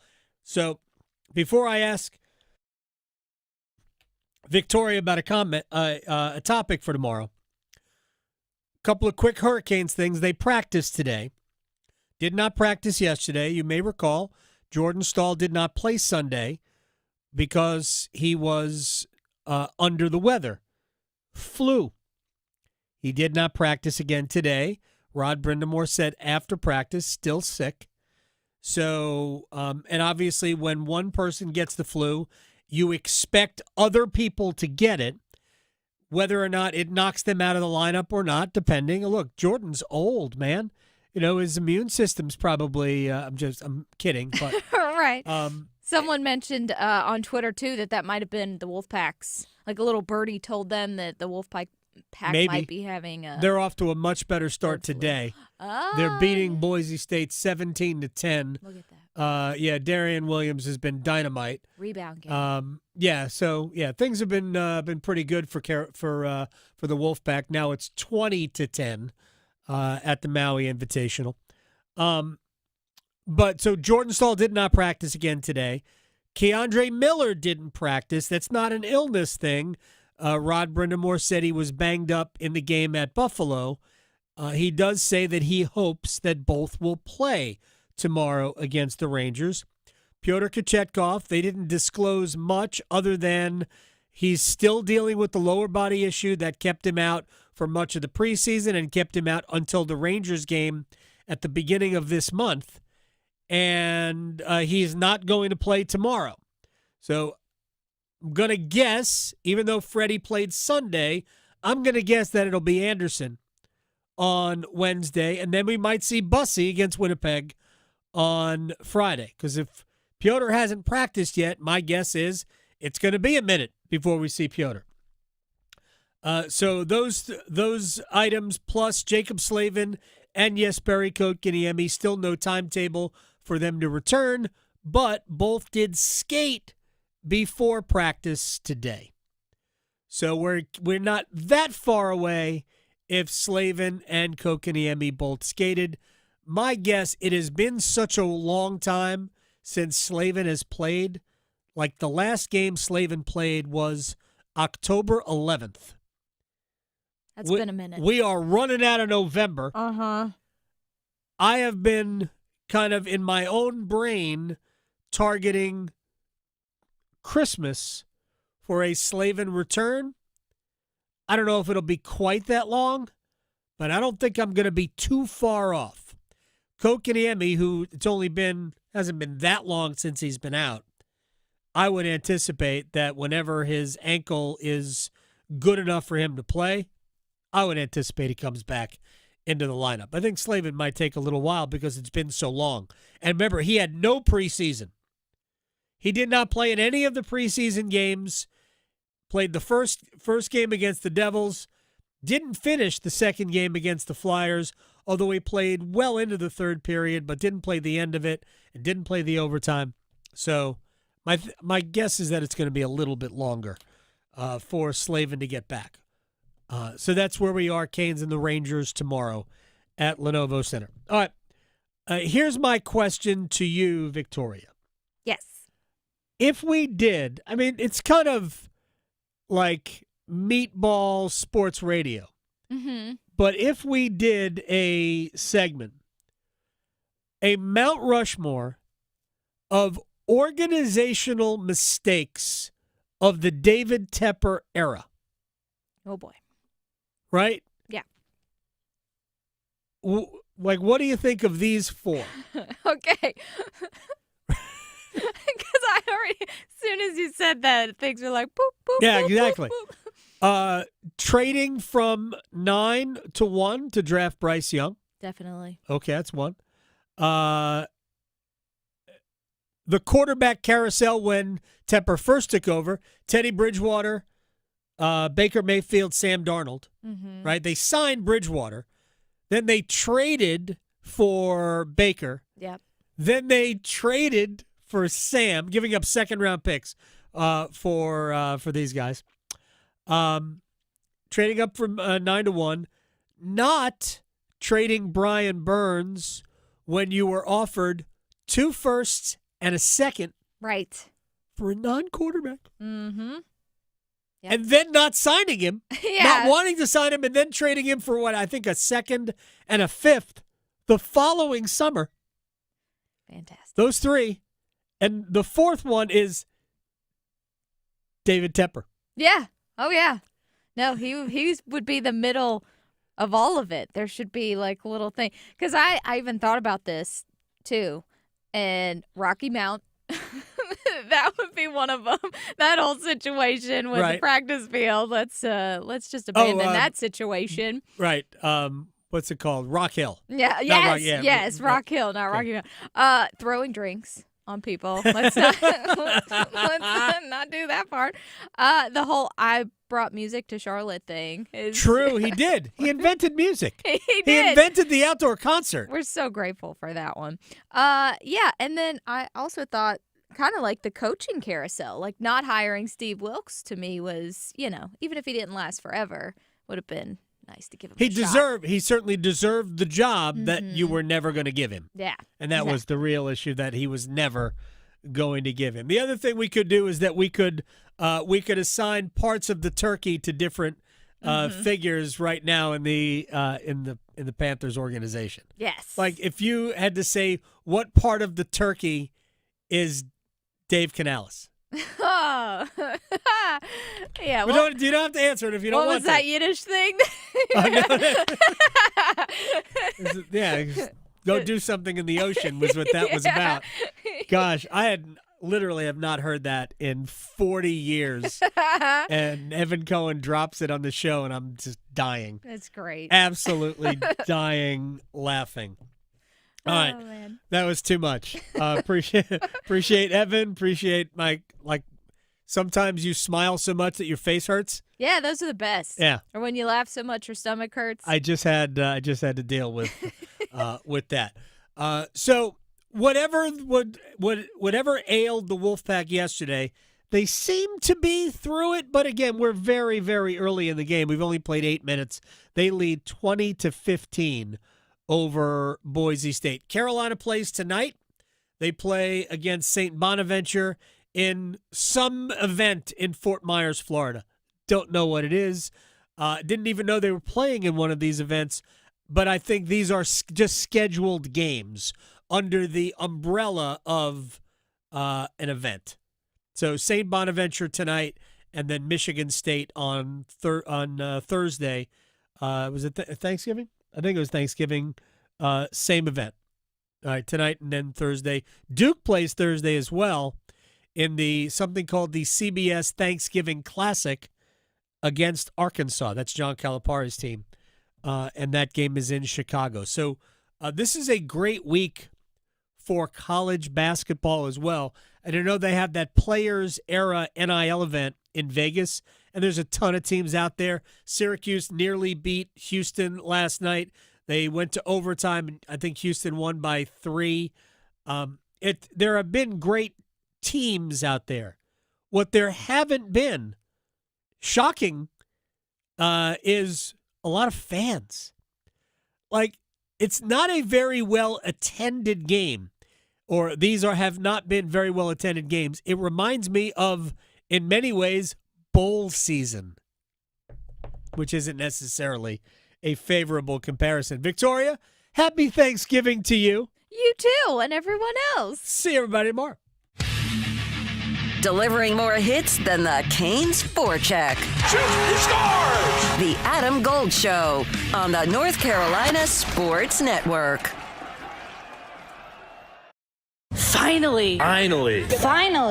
Yes, finally.